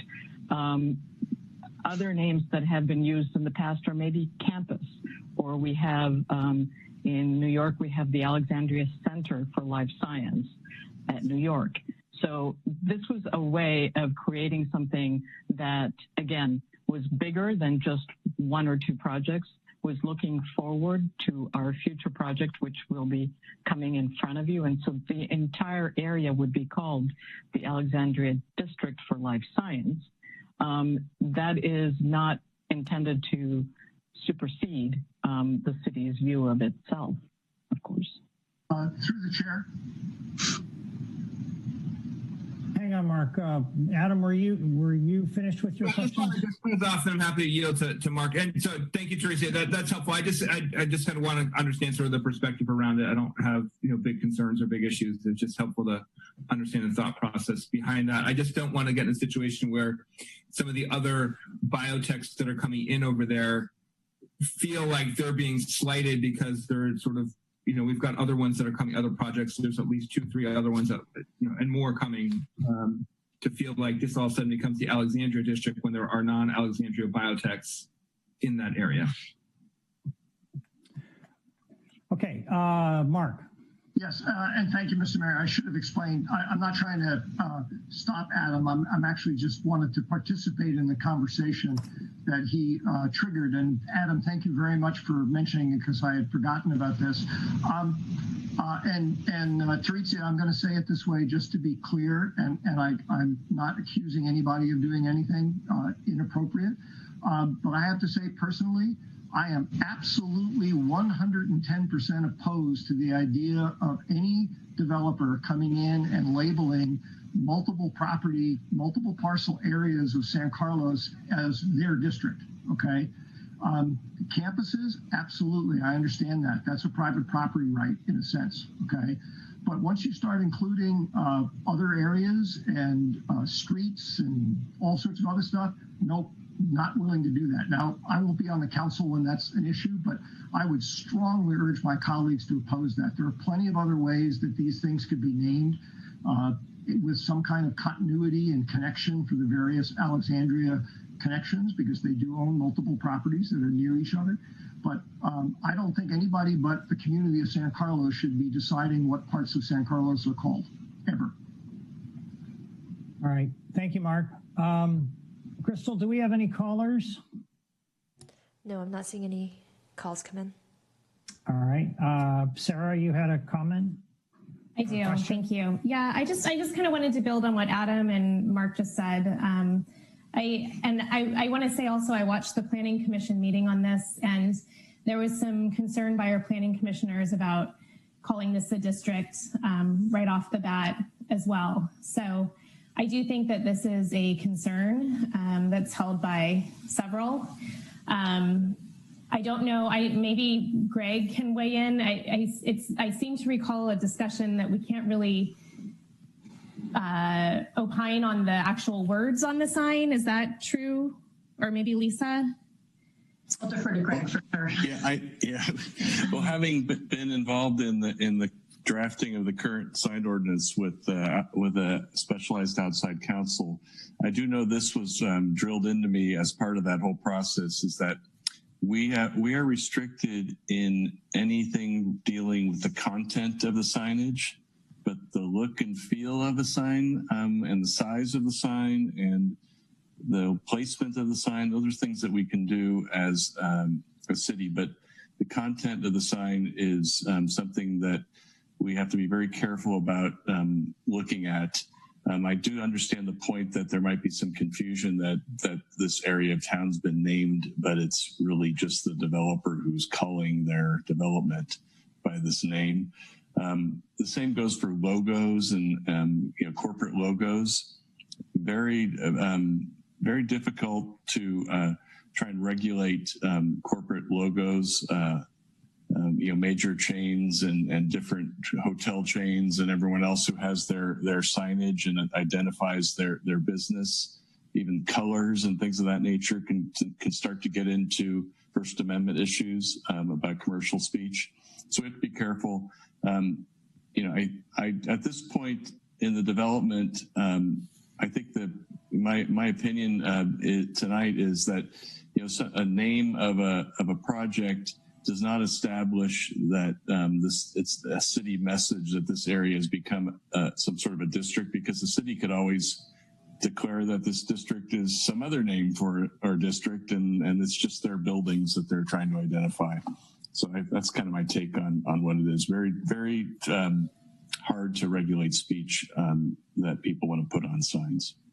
Okay, thank you, Greg. I think that's confusing to the community to have a private developer naming a district versus the city saying, actually, we call it something else. So I'll voice that concern. And also, Lisa, if there is some general cleanup work that we could do with the sign ordinance, I think it was raised at the Planning Commission that signage should be turned off at 1 a.m., but that's not currently part of the sign ordinance. I would second Adam's, and I think Mark alluded to it too. If there's some cleanup work that we need to do to the sign ordinance, I too support that. Thank you. Okay, Laura? Yeah, thank you, Mayor Collins. I just want to echo the suggestion that we take a look at our signage ordinance in light of the impending development. I think it's a good idea. Thank you. Okay. Okay, Sarah, or I'm sorry, Crystal, did anyone else call in? No, there are no calls. All right, do we have a motion to close the public hearing on this item? I move to close the public hearing. I move to close the public hearing. All right. Second. We have a motion, a second. Crystal, please call the roll. Councilmember Obert? Yes. Councilmember McDowell? Yes. Councilmember Rack? Yes. Vice Mayor Parma-Lohan? Yes. And Mayor Collins? Yes. Okay, we'll entertain a motion. I move to introduce ordinance number 1565. An ordinance of the City Council of the City of San Carlos amending the Plan Development Zoning District and amending the associated Plan Development Plan for the approval of a sign program at 887 Industrial Road, accessor parcel number 046-140-190, 046-140-200, and 046-140-210, previously known as Meridian 25. Okay, do we have a second? I'll second. All right, we have a motion and a second. Any further discussion? Okay, Crystal, please call the roll. Vice Mayor Parma-Lohan? Yes. Councilmember Rack? Yes. Councilmember Obert? Yes. Councilmember McDowell? Yes. And Mayor Collins? Yes. Okay, moving on to item 8C, consideration of introducing an ordinance amending the San Carlos Municipal Code, Title 18 zoning, consisting of replacement of section 18.23.210, second dwelling units, and amending sections 18.04, residential districts, 1805, mixed use districts, 18-.15, general site regulations, 18.16, affordable housing programs, 18.19, non-conforming uses, structures and lots, 18.20, parking and loading, 18.24.230, wireless telecommunication facilities, definitions and acronyms, or I'm sorry, not anachronisms, definitions and acronyms, and 18.40, use classifications for consistency with state law. Okay. All right. We have, let's see, who is, Al, are you going to start us off on this item? Good evening. Mr. Mayor, will be Lisa Porras this evening, our planning manager. Hello, Lisa. Hello, good evening, Mayor Collins, Vice Mayor Parma-Lohan, and council members. Lisa Porras, Planning Manager for the City of San Carlos. I will be giving this presentation tonight. However, I am joined by my colleagues and peers, Andrea Martisich, Principal Planner, and Sajudi Rahman Hawk, our Management Analyst, who have also spent many hours deciphering state laws and organizing multiple meetings so we can better understand the state laws that have been passed recently and have made contributions to what's before you this evening. So again, thank you for reading all of that into the record. The item before you is consideration of amendments to the zoning ordinance concerning accessory dwelling units and junior accessory dwelling units. So let's see, how do I advance the slide here? Do it. I'm not sure. Can I get the next slide, please? Okay, I'll go ahead and move it for you, but you should be able to use your mouse to progress also. Okay. Oh, I think I see it now. Thank you. Okay. So while there are several reasons for bringing forth these amendments to you this evening, including, for instance, making it easier to build additional housing units in San Carlos, but the foremost reason is to really bring the second dwelling unit ordinance into compliance with state law. And over the years, and more recently last year in 2019, a series of laws have been passed and signed by the governor to loosen government constraints and, in essence, to open up the regulations and make it easier to construct ADUs. And what's also very encouraging is that the state allows both accessory dwelling units and junior accessory dwelling units to count towards a city's RHNA. And there we go. Just a moment. Sorry about that.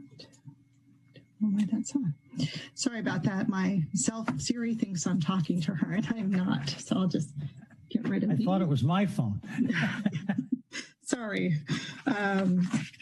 Okay, so before we dive into the state law requirements and what's actually in the ordinance before you this evening, I just wanted to provide just a short pause to share a summary of the steps that we took to arrive with the proposed ordinance that's before you this evening.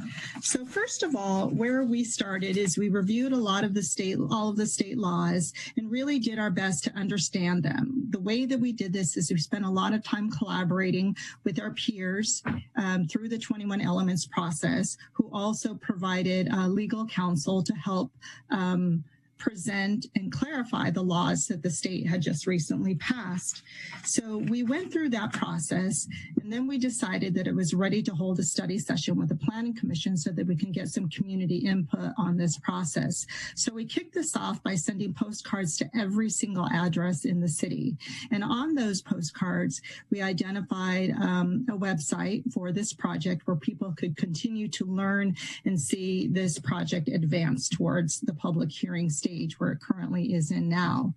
We had that study session with the Planning Commission where we had a number of people attend, and we did receive some good comments. This was in person, as it was October of last year, and we got comments back from the Planning Commission. Now, just around that same time, there was another wave of laws that were passed.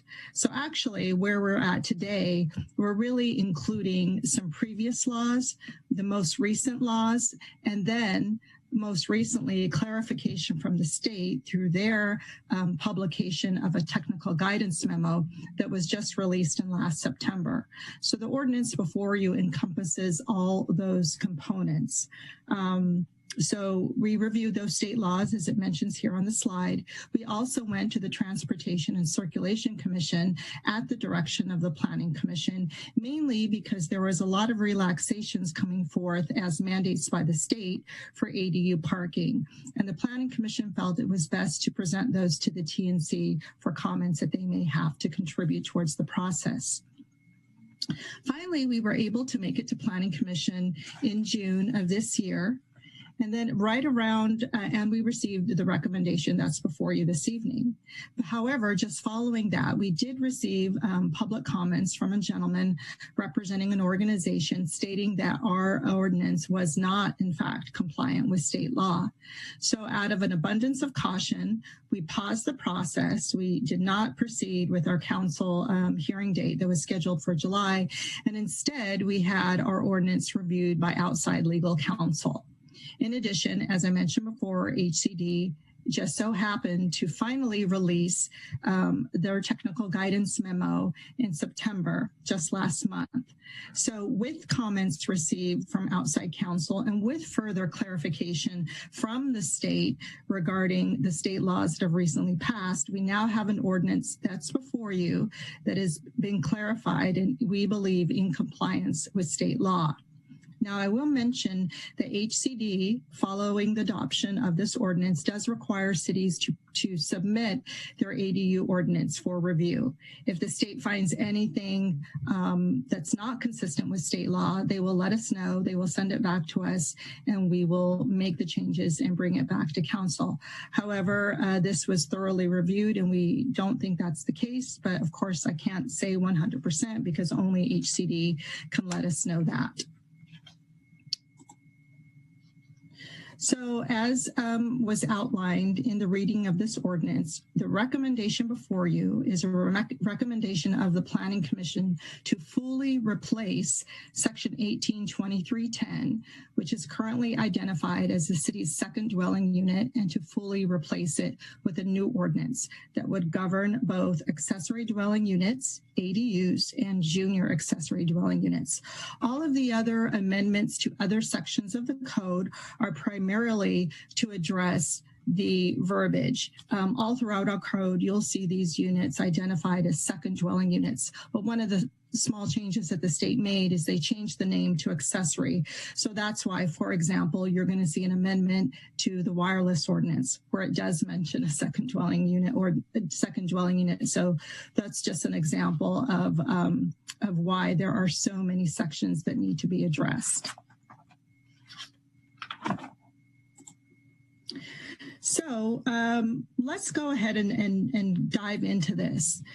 The first thing I wanted to share with the council, and just to clarify, is that there are generally 5 ways to create an accessory dwelling unit. Now, I want to just pause for a moment and say 5 ways for ADUs within single family zoning districts. And in San Carlos, that's the RS3 and RS6 zoning districts. So generally 5 ways to create an ADU in these areas is: number 1, it can be detached from a single family dwelling unit, or it can be attached to the single family dwelling unit.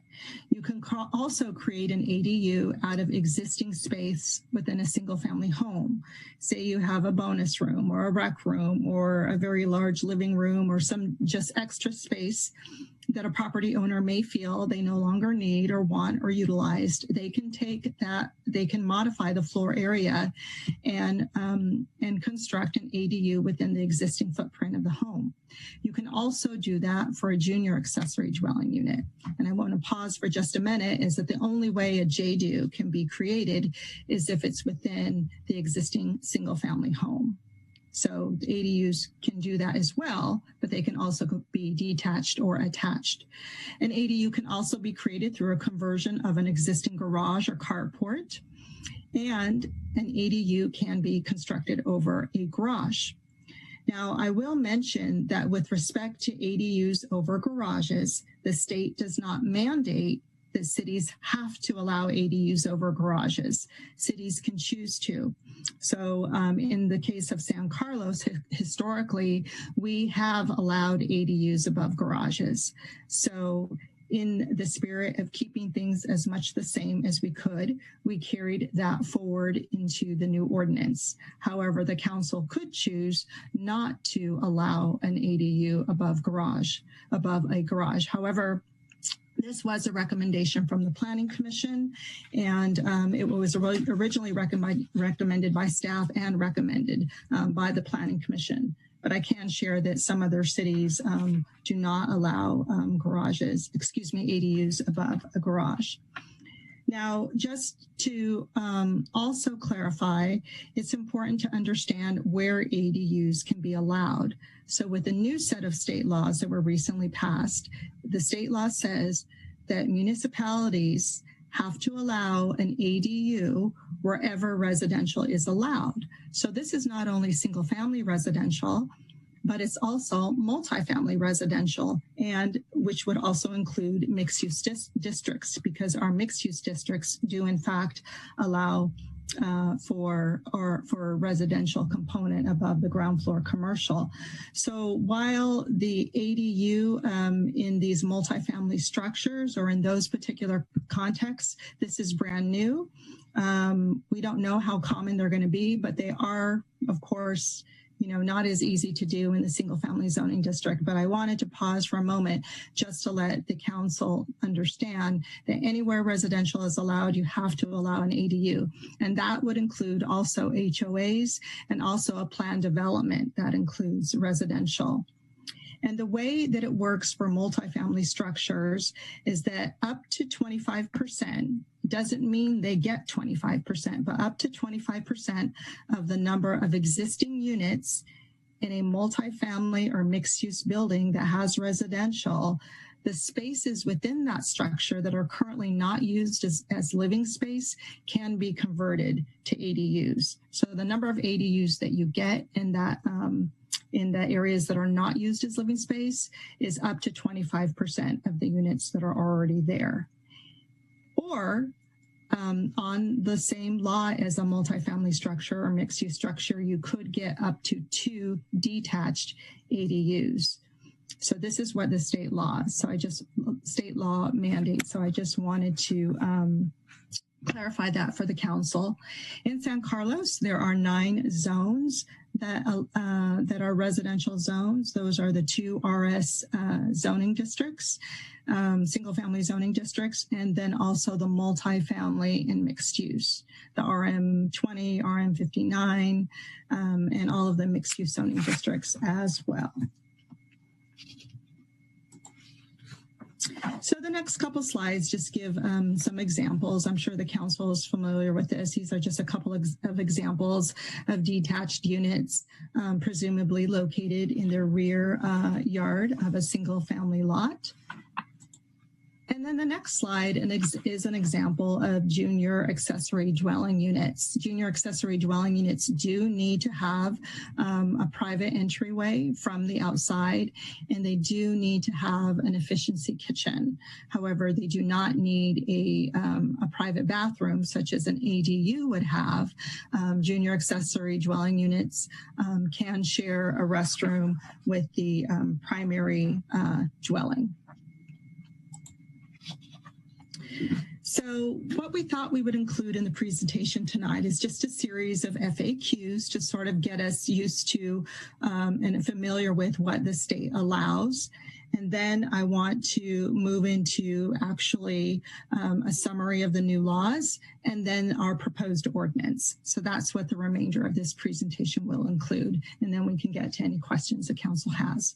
So first of all, it was a bit unclear in the past whether an ADU and a JDU can be built on one lot with an existing single family home. And the state clarified that to say that you can have one ADU and one ADU. So essentially that amounts to 3 units on the lot. With respect to parking, ADUs are required to have 1 space, but there's a couple of examples where the parking space would not need to be required. And that is if it's in a half mile of a public transit stop, and that can be rail or bus, or whether it's in a historic district, whether it's next to car share. There's a couple of examples that we can share. But if it doesn't meet any of that criteria, then 1 ADU space is required. For JDUs, no parking spaces are required. With respect to the height of a detached ADU, the state says cities have to allow at least 16 feet in height. The state further says that the cities cannot impose a number of stories. So originally we had drafted a proposal that said only 1 story, but we actually had to remove the 1 story reference because, again, the state does not allow us to impose a limit on the stories. Instead, they just really direct cities to follow the maximum height, which would be 16 feet. I'll come back to this, but just briefly, I'll mention that the proposed ordinance sets a height limit for ADUs above garages to 20 feet. The state does not mandate ADUs above garages, nor do they mandate a certain height limit above garages. So those are 2 areas that the city has authority in determining if they want to allow. And the recommendation before you is 20 feet. However, there have been some questions as to the character of the ADU above the garage and its roof pitch, and would it be considered, could it end up being too flat if it was limited at 20 feet? So that's something we can certainly talk about. And the Planning Commission did discuss it, but ultimately it was left at 20 feet. The next component has to do with the overall size of an ADU. Now, in the state law, the state set a maximum size of an ADU at 1,200 square feet, and then a maximum size of a JDU at 500 square feet. Now, the state says that cities can allow an ADU larger than 1,200 square feet, and similarly, they can allow an ADU that is smaller. However, if a city does decide to want to make the ADU smaller, then there are some limits to that. The state says the city must allow at least up to 850 for 1 bedroom. So if we wanted to make it smaller, we couldn't make it any smaller than 850. And for a 2-bedroom or more, we have to allow at least up to 1,000. So this is what's included in the recommendation before you, and I can explain our thinking behind that as we go further into the presentation. One thing that the state did also mandated, is that regardless of any lot coverage constraint or FAR constraint, which in our case is, you might all recall, the maximum floor area. And the maximum floor area standard came out of the single family house size. So we do have an FAR sort of base standard in our RS6 single family zoning district.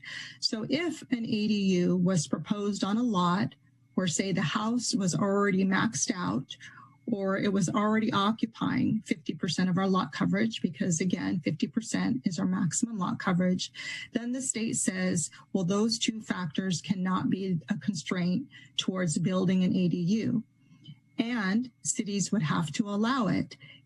And further went on to say that they have to allow up to 800 square feet. It doesn't mean you can shove 800 square feet on a lot, but it means that if it can fit, you can put an 800 square foot ADU on the lot, even though it may exceed lot coverage or FAR. And such an ADU, this limit of an 800 square feet or up to 800 square foot ADU, is referred by the state as a statewide exemption ADU. Next, I wanted to talk about FAR. Now, I just talked about how an ADU can exceed the FAR. And again, San Carlos does have a maximum floor area for single family homes in the RS6 zoning district. And you can go beyond that. So I think I just answered the same question. Some of these are a little bit the same. The one thing I will share with this FAQ number 5 is that when the Planning Commission understood how this worked, they went on to recommend that why not just exempt 800 square feet from MFA if indeed that square footage is used for an ADU. They felt it would be unfair if a property owner who already had a maxed out home could just add 800 square feet to their lot. However, in the reverse, if a property owner hadn't maxed out their home, but then built an ADU, then they could be limited in doing an addition on their single family home. And in the staff report, there's a chart that kind of walks through that scenario. And if the council has any questions, we can certainly pause and dive deeper into that component of what's before you this evening. But otherwise, this is one area where the Planning Commission said it shouldn't matter where you start from. Why not just give a blanket 800 square foot exemption, but only towards the utilization of an ADU. There were some comments that we received about what it means to what an efficiency kitchen means, and this is mentioned in the use classification for a JDU, and this is actually found on packet page 237. But essentially, an efficiency kitchen, although not defined by the state, was discussed quite a bit by the Planning Commission, and they felt that rather than having a proposal come in, which really has the bare minimum, they wanted to at least see a built-in cooking facility. So not just like a blank wall where someone kind of had to craft an efficiency kitchen themselves, but they wanted to see something that was built in, that had space for appliances such as a microwave, a hot plate, or a toaster oven. They wanted to see a food preparation counter and some cabinets for basic storage. So that is what is included and is recommended before you this evening by the Planning Commission. Also, with respect to REACH codes, I'm not going to, claim to be an expert on these, but in my discussion with Chris Valley earlier today, is that with REACH codes, if a parking space is required for an ADU, then that parking space need not be equipped with electrical vehicle charging component, whereas the primary house, I imagine, would. The next question has to do with garage conversions. And really the question had to do with, well, can any garage be converted to an ADU no matter where that garage happens to sit on the lot? Maybe it's at the 0 lot line, or it's 3 feet away, non-conforming, whatever it is. No matter what the state says, if the garage is already there, we have to allow it to be converted to an ADU should a property owner want to do that. So it doesn't really matter where that garage is placed on the lot. The next question is, can you do an addition to, say, a garage conversion?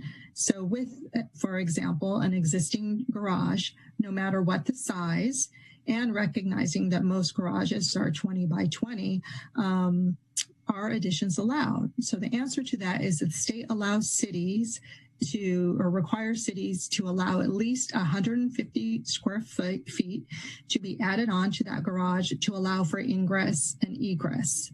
Cities can choose to allow for more, but at minimum it's 150 square feet. And that is what before the council this evening. Again, the council could choose to add more if they would like to. And then finally, what is the maximum height for an ADU over a garage, and how does it work? So as I mentioned before, the state doesn't mandate a height limit for ADUs above garages, and further overall does not mandate them, that we allow them. Basically, the city can set the height limit for an ADU above garage. And what staff had recommended and brought forward to the Planning Commission, which is included in the recommendation before you this evening, is a maximum of 20 feet. Now, we did hear some concerns, and this was discussed at the Planning Commission, but ultimately we did not receive direction to change it. But there was some concern about the roof pitch or the type of roof that would be allowed with the 20-foot limitation. I will share that other cities have struggled with this. Our neighboring city, Redwood City, I can't remember where they had the height limit before, but it was high enough to cause some concerns amongst the neighbors. And so they started to look at that and reevaluate it, and was considering a 20-foot maximum height limit with a total plate height of 8 feet. And then the maximum height at 20 feet. However, and this is something that I think their council recently just passed, is that they decided to forego ADUs above garages. Another city that decided to forego ADUs above garages was Burlingame. However, like I mentioned previously, San Carlos has historically allowed these over garages, ADUs over garages, so we wanted to keep that. And in addition, one of the recommendations or statements by the Planning Commission is we should be as flexible as possible in allowing these units to get built in our city. So that is included in the recommendation before you. However, should the council want to provide a little bit of relief in the overall height, they could choose to do so. And staff would not object to something that's, say, a 2-foot increase that allows for some degree of roof pitch rather than just a flat roof. So as these state laws have passed, a lot of people have been coming forward to us, to planners at City Hall, and the commonly asked questions are, well, which development standards apply? And then again, how much will it cost? So one of the things that we are going to be doing in really helping residents understand what they can build on their lot is to really develop a robust website. As I mentioned before, San Carlos does have an existing ADU project website, and so this website will continue to live on within the city's overall website, and we will continue to expand upon it and put forth as many helpful guides, brochures, FAQs, and links to other resources to help people understand the resources that are available to them. And also, staff currently provides one-on-one good customer service with any homeowner who wants to build an ADU.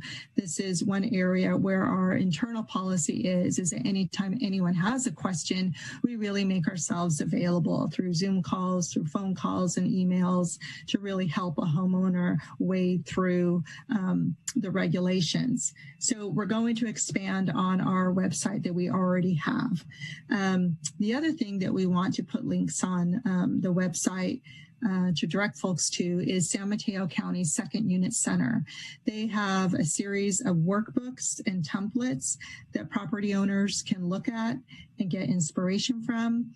There's also a calculator on the website that can provide estimates as far as what an ADU would cost. And then lastly, Sorry for the format glitch. There, we can direct people to San Mateo County Credit Union, and they do offer loans for ADUs. And this website is actually located right here on the screen for folks that are watching. I did want to share just briefly an example of that second dwelling unit calculator. This screenshot here shows a series of options that someone using this calculator can select from. You can decide if you are going to do a conversion or a conversion of the part of a home, or a garage conversion. Maybe you want to bring in a modular building, or you want to do outright new construction. You can also select if you're looking at a studio, a 1-bedroom or a 2-bedroom, and then essentially what it does after you select these options, it gives you construction cost estimate. So it gives you the hard cost, soft cost, and then a certain amount for local government fees. This is incomplete at the time, but this is an example of a calculator that the San Mateo County is currently putting together to help all cities within its jurisdiction provide the same consistent information to homeowners. So now I wanted to summarize the most recent set of laws that were passed just in 2019, late last year in 2019, and then those laws that came into effect as of January of this year. So one of the things that the state said is that previously they said, well, cities can choose to allow a JDU or not. Now, as of 2020, we have to allow them. If a homeowner wants to build a JDU, they can do that, and they can even do that in addition to an ADU that they might want to build on their property. As I mentioned before, ADUs are allowed in locations where all residential is permitted. So again, this includes multifamily and mixed-use zoning districts, the 9 districts that we currently have in our city. The state law clarified that lot coverage and any floor area limits could not be a barrier towards the construction of an ADU. So in cases where those were exceeded, again, the state law sets forth what they refer to as a statewide exemption ADU, which is up to 800 square feet. So they didn't want to go as far as up to 850 or up to 1,000. So they limited it in some respects by saying that if you're going to exceed a standard, well, then you get to up to 800. And that's, again, up to, because it all depends on what you can actually fit on your lot. There are also owner occupancy relaxations. A lot of cities previously had, including our city, a requirement where either the ADU or the main house needed to be owner occupied. The state relaxed those requirements, so we can no longer require them. And this is mandated until a certain point in time, and after that, that regulation can go. That state mandate will expire, and it's up to the city if they want to choose to extend it.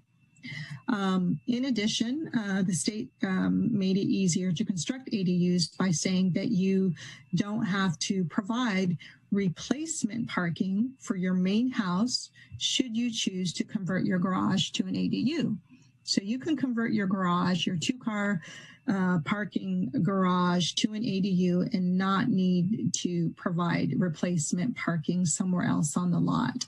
Again, that's just for garage conversions and ADUs only. If a JDU or a portion of a JDU wanted to occupy some portion of a garage, then any parking that would be removed would need to be replaced. The state went further on to say to relax side yard and rear yard setbacks. Previously, setbacks for ADUs were allowed to be 5 feet away from the side yard and rear yard. And with the new laws that came into effect, they're now reduced to 4 feet. Short-term rentals are also prohibited. So if a property owner wanted to rent out their ADU, they would have to do it for at least 30 days at a time, 30 days or longer. They can't do anything less than 30 days. That's state law. And then finally, the state previously had a maximum ADU size at 1,200 square feet. And now they've allowed cities to modify that and reduce the size of an ADU. But if the cities choose to reduce the size, again, they have to allow up to at least 850 square feet for a 1-bedroom studio or 1-bedroom, and up to at least 1,000 square feet for a 2-bedroom or more. And then just remembering, a statewide exemption ADU is limited to 800 square feet. And again, that only applies in situations where that ADU may be exceeding lot coverage or an MFA standard. And then finally, for a JDU, the maximum size of a JDU is 500 square feet. You can't make it any larger than that. So what areas can the city tailor and still be in compliance with state law? The first one is ADU size. So again, although the state sets the limit at 1,200, with, of course, the allowances to be smaller than that, cities could choose to make ADU size limits larger. They can go beyond 1,200 square feet if the city chooses to. The cities can also, you have the authority to not require parking for any circumstance whatsoever. You can just say, for ADUs, we don't want to require parking. Also, for with regards to additions or expansion of a conversion, say that garage conversion or a shed conversion, you can allow for more than 150 square feet for ingress and egress if the council chooses to. And then with respect to design standards, the city can choose to set forth some design standards, but those have to be sufficiently objective to allow for ministerial review of ADUs. So what ministerial review is that there's no hearing, there's no design review hearing. The ADU is not, per state law, may not be, shall not be reviewed in a public hearing. This means that property owners working with their designers or architects can present plans to the building division and get a permit for an ADU without any hearing. That's what ministerial review means. However, that doesn't mean planning does not get involved. We get a copy of those plans and we make sure that it follows all of the rules and regulations that would be set forth in this ordinance. And then lastly, what's not on here, which there are many things, and this one was inadvertently omitted, though it was discussed, is that cities can choose not to allow ADUs above garages. So this is another area where the city can choose not to, yet still be compliant with state law. But again, as San Carlos has historically allowed them, we propose to continue to allow them, and that is part of the Planning Commission's recommendation. So the proposed development standards that were presented to the commission and are presented to the council tonight, they don't go beyond state requirements. And this basically means that staff did not take the authority to do more than what the minimum the state mandates. So what you see before you is minimum compliance. And a little bit of some background on that is just recognition of all of the effort that went into the single family house size study, recognizing that folks were concerned with the amount of development taking place on a lot with privacy issues, shadows and light and so forth. So within that spirit, we did not opt to go any further than what we could otherwise do. So for staff's perspective, there was no reason to allow an ADU larger than the minimum size the state allowed in the spirit of that single family house size. So that is what is contained in the ordinance before you. So just getting providing a summary of what the ordinance contains.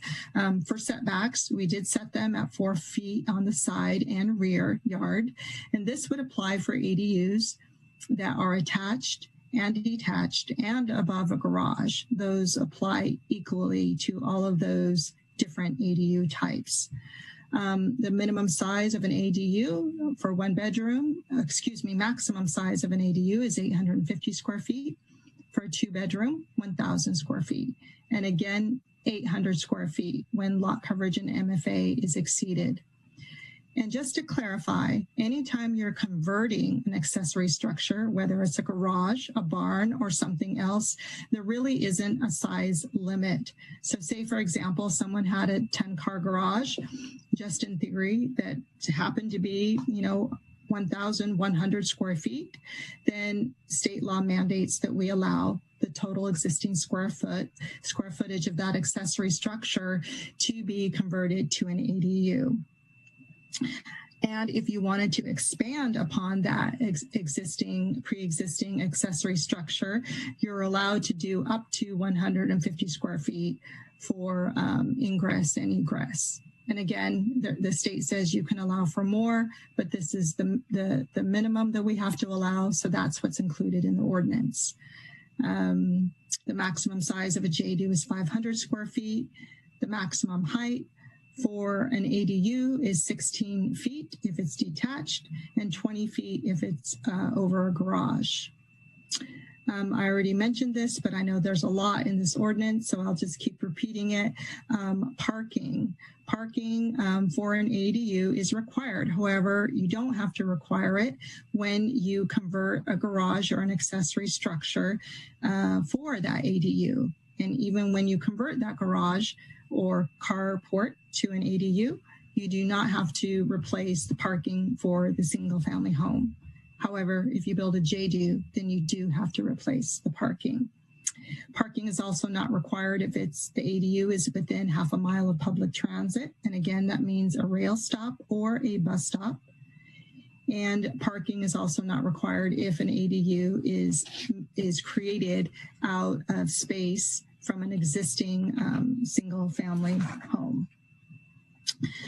This concludes my presentation this evening. And I'm happy to answer any questions you have, and thanks for your patience and allowing me to get through all of this detail. I recognize that it is a lot, but we're here to answer and clarify any questions you have. Thank you.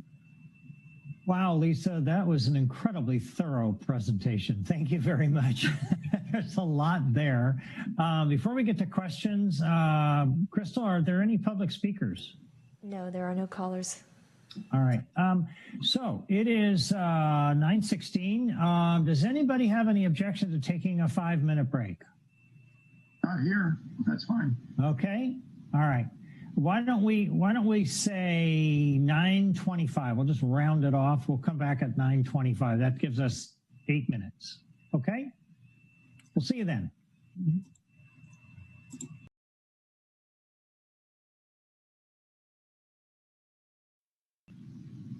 Just want to make sure there's, if there are no other speakers, and Crystal has not notified me. Correct, there are no speakers.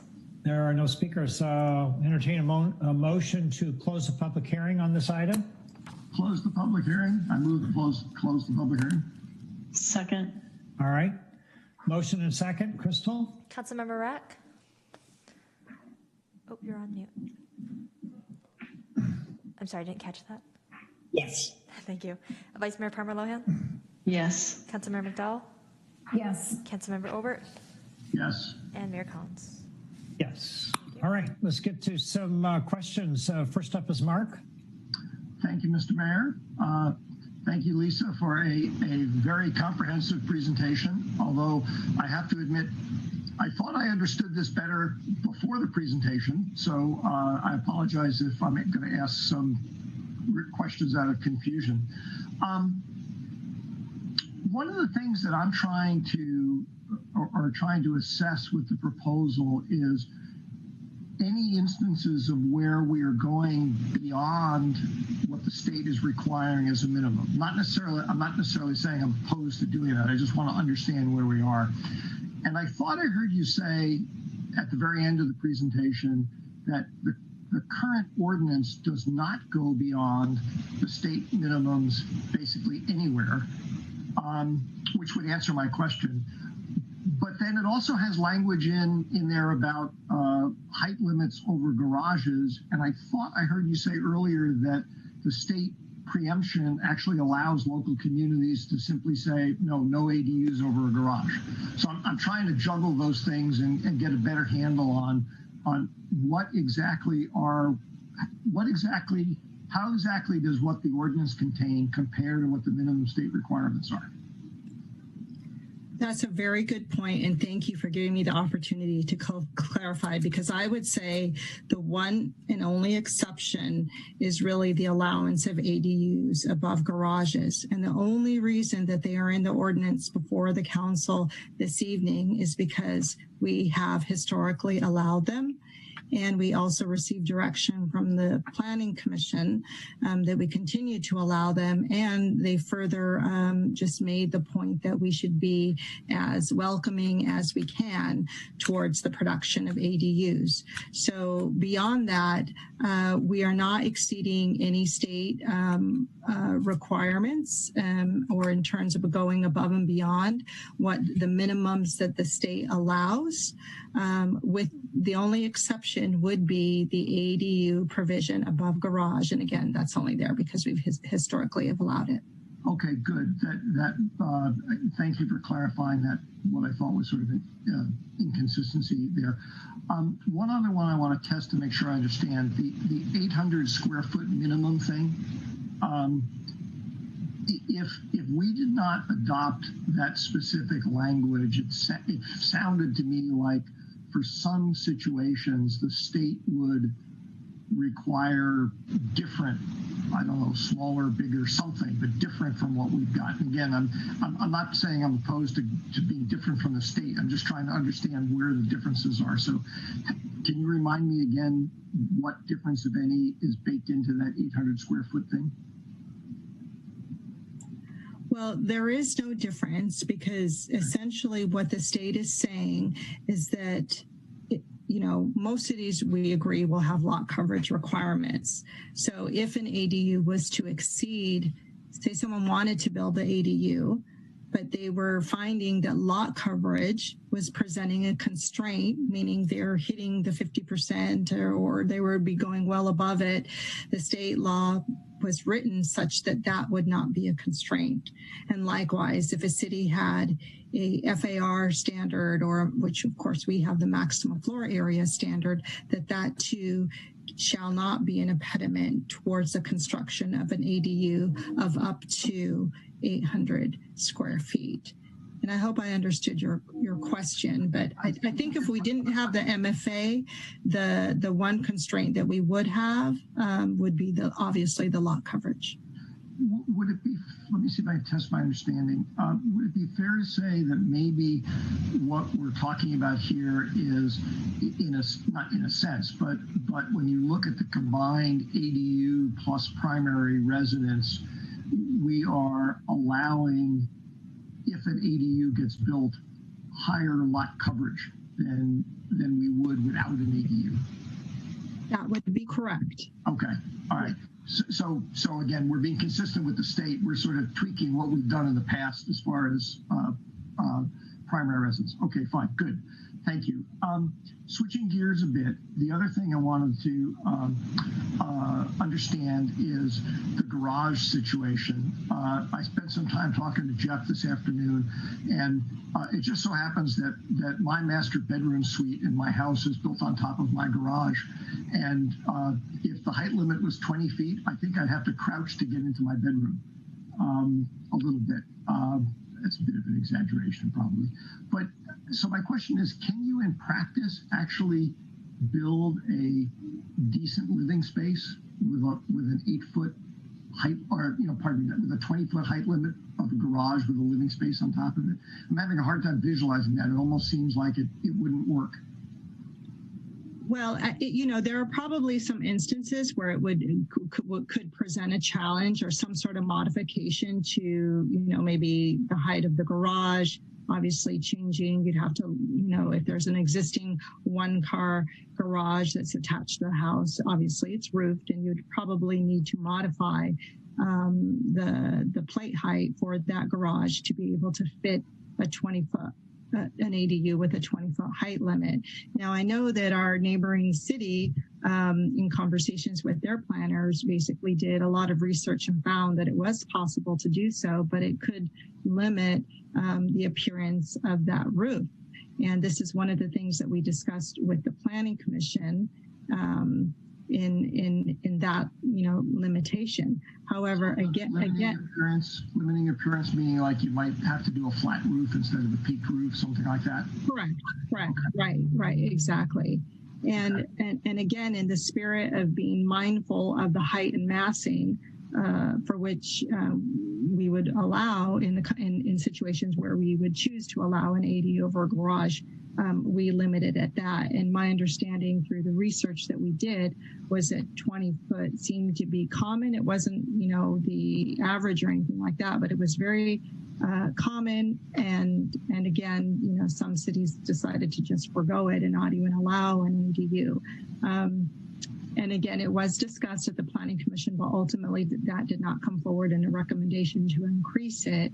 And staff would not object if the council wants to make a minor modification to give a little bit more room to accommodate for some variation in roof pitch. Okay. I guess for what it's worth, I'm not personally opposed to proposing something like that, but I don't know enough about design to know, like, does 1 foot mean something? Does 2 foot extra mean something? So if staff has any guidance on that, I'd love to hear it, because, you know, I'm not an architect. So do you have any comments about that? Well, you could do it. I mean, it's going to present some limitations and maybe some that are not ideal. But we found that 8 feet is an adequate height, a plate height, for a second story ADU. However, if we wanted to allow some flexibility in that, again, staff would not object. We were just being very conservative with the overall height in the spirit of, you know, massing and light and shade and those sort of issues that tend to come up whenever you're doing a second story addition. And okay, well, I tell you what, I have to think about this a little bit more. An 8 foot plate height, if I'm understanding the term plate height correctly, for an ADU on top of a garage, that, I mean, yeah, I'm 6 foot tall. I would fit in that, but it would feel pretty claustrophobic. So that may help answer my other question. Let me mull that over here, what other people have to say. One last question then. Did you get a chance to see the email that Matt Grocott sent in about balconies? I did not see that. If it came in today, I did not. Okay, let me see if I can summarize it. His reading is that the proposed ordinance would disallow balconies under circumstances, I guess, with an ADU over a garage or something like that. And he was suggesting that we not do that. In other words, not disallow them in all circumstances, because they may actually provide value and help deal with massing stuff. So I don't know if you or maybe somebody else in planning has had a chance to react to that, but I would be interested in people's thoughts about that, because it didn't seem like an unreasonable request, but I don't know how to judge it. Yes, our primary concern was having balconies that face the rear or side yards of neighboring properties. And maybe I can get some staff assistance to see if they were totally prohibitive. But I know that the primary concern was that, you know, we're not required to allow them. But again, we wanted to be mindful, again, in terms of addressing privacy concerns. So I will double check the language, but I'm pretty sure it's just to the rear and the side. But again, if I can come back to that to clarify. Sure, you may need to get a hold of Matt's email. I don't know if Crystal sent it to you, but to see what he meant. Anyway, thank you, Mr. Mayor. Okay, Mark, thank you. Next up is Laura. Thank you, Mayor Collins, and thank you, Lisa, for that very thorough presentation, very helpful. You brought a lot of what was in the packet to life. I appreciate that. A couple things I just want to explore. So I sat on the Single Family Housing Advisory Committee, and I recollected, you know, during those deliberations that, you know, the inventory of lots in terms of sizes in San Carlos skew towards the smaller size. Which is why I think we ended up starting the committee, because of the remodels and, you know, the size of the houses that were being built. And so I think my point there is just in terms of, what I'm observing in this particular proposal is that there's a lot of opportunity to take advantage of these new state laws, despite the fact that most of our lot sizes for single family homes in San Carlos are fairly small. Would you align with that interpretation of kind of what I'm hearing tonight? Yes, Vice Mayor. Essentially, what the state is doing by relaxing parking requirements for an ADU, and also relaxing the side yard setbacks, and also relaxing lot coverage in MFA, is really leading up to a situation where it's really creating a lot of possibilities for a homeowner to actually get one. Now, they are real choices a homeowner will have to make, whether they want to, occupy some of their rear yard with a detached, if they can fit it on their property attached. Do they want to give up the parking and do a garage conversion, or would they want to build it over? But the allowances for anywhere from up to 800 to 850 or even to 1,000 really gives property owners the flexibility to create an ADU that's workable for them, and again, responding to the current configuration of their lot, their size of the lot, and what's actually happening on their lot in terms of the buildings and structures that they have on their property already. So that's the idea. Yeah, great. Thank you. So the other thing that I just wanted to check in about is, so we're expecting RHNA numbers that are going to double in number from what our previous allocation were. And could you talk a little bit about how, if community members start to build out ADUs and JDUs in their homes, would those units count towards the allocation that San Carlos is required to build? Sure. And I presume council members are familiar with the recent City Council newsletter that just went out last week, where it identified, it was last week or the week before, but the most recent one identified some preliminary numbers for San Carlos's RHNA for the 2023 to 2031 planning period for the next housing element update. And those numbers are up to 2,400. So this is quite a big jump from the number that we had last time, which is about a 300% increase. And so our challenge and what we're going to be doing in the next couple of months ahead of us is really starting a conversation with the community on how we're going to accommodate that. And like you mentioned, ADUs can, and JDUs, both of them, can be counted towards our RHNA, which certainly is going to be very helpful when we're dealing with a large housing number. And we all know the reasons why it's large, but it is going to be a challenge for us to accommodate those units. So ADUs are certainly a big part of that effort. And, in San Carlos, I believe we have, I'm trying to remember the exact number, but let's say we have about 11,000 something overall units in our city. And of those, maybe about 7,000 are single family homes. So if every single family home could fit a unit, an ADU or a JDU on their property, it would be great, because it would really help us meet the RHNA numbers. Yeah. Great. Thank you very much. Thanks, Laura. Adam. Thank you, Mayor Collins. Lisa, thanks for the presentation. I had two questions. One, and maybe three, possibly, on the JDUs. So how do the JDUs count towards the overall MFA? Well, JDUs don't really count. Well, they're exempt from MFA. We don't count them either as well. And if staff, I know there's a lot of details this law, so I want to make sure I'm accurate. But the JDU is already part of a pre-existing home.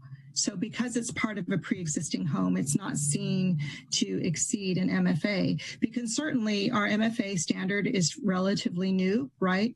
So certain houses that are already constructed in San Carlos could already, in fact, exceed our MFA that we currently have on the books. However, when they come forward and want to put in a JDU out of some pre-existing space, they're not subject to the MFA, and any pre-existing condition or non-legal, non-conforming component is not required to be amended before they can put that JDU in their home. So I could be maxed out right now on my property, convert a room or some space to a JDU, and then that would allow me to now add 500 extra square feet to my house if I wanted to. Well, in essence, you're not adding it because that 500 square feet is already part of the home. But doesn't that reduce my MFA, and therefore now I can build 500 more square feet if I want to do an addition? Oh, I see what you're saying. So it's changing square feet. I believe you could do an addition because yes, you could do an addition. You could, yes. Okay. Correct. And is the JDU though, is there some requirement that you have to like, it just seems a little bit to me like you can almost like skirt the rules on that and put a JDU, never occupy it, and just add 500 square feet to your house. Right? I mean, what do we have any levers to say that someone's actually going to use it for the purpose that they say they are? I think that is a very good question, and it's one that staff actually raised. And we had our ordinance reviewed by outside legal counsel. We cannot mandate that the space actually be rented out. Okay, and that's fine. Just more curious how state laws are on that. And then, so it sounds like the same thing. If I am 300 square feet short, I can and I want to build an ADU.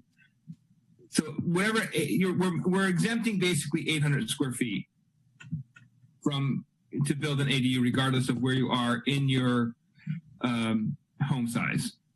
It's how planning kind of approached it, to say, so we're not penalizing someone who hasn't remodeled, and we're giving the person who has maxed out the opportunity to still build an ADU. Is how it's set up. Is that right?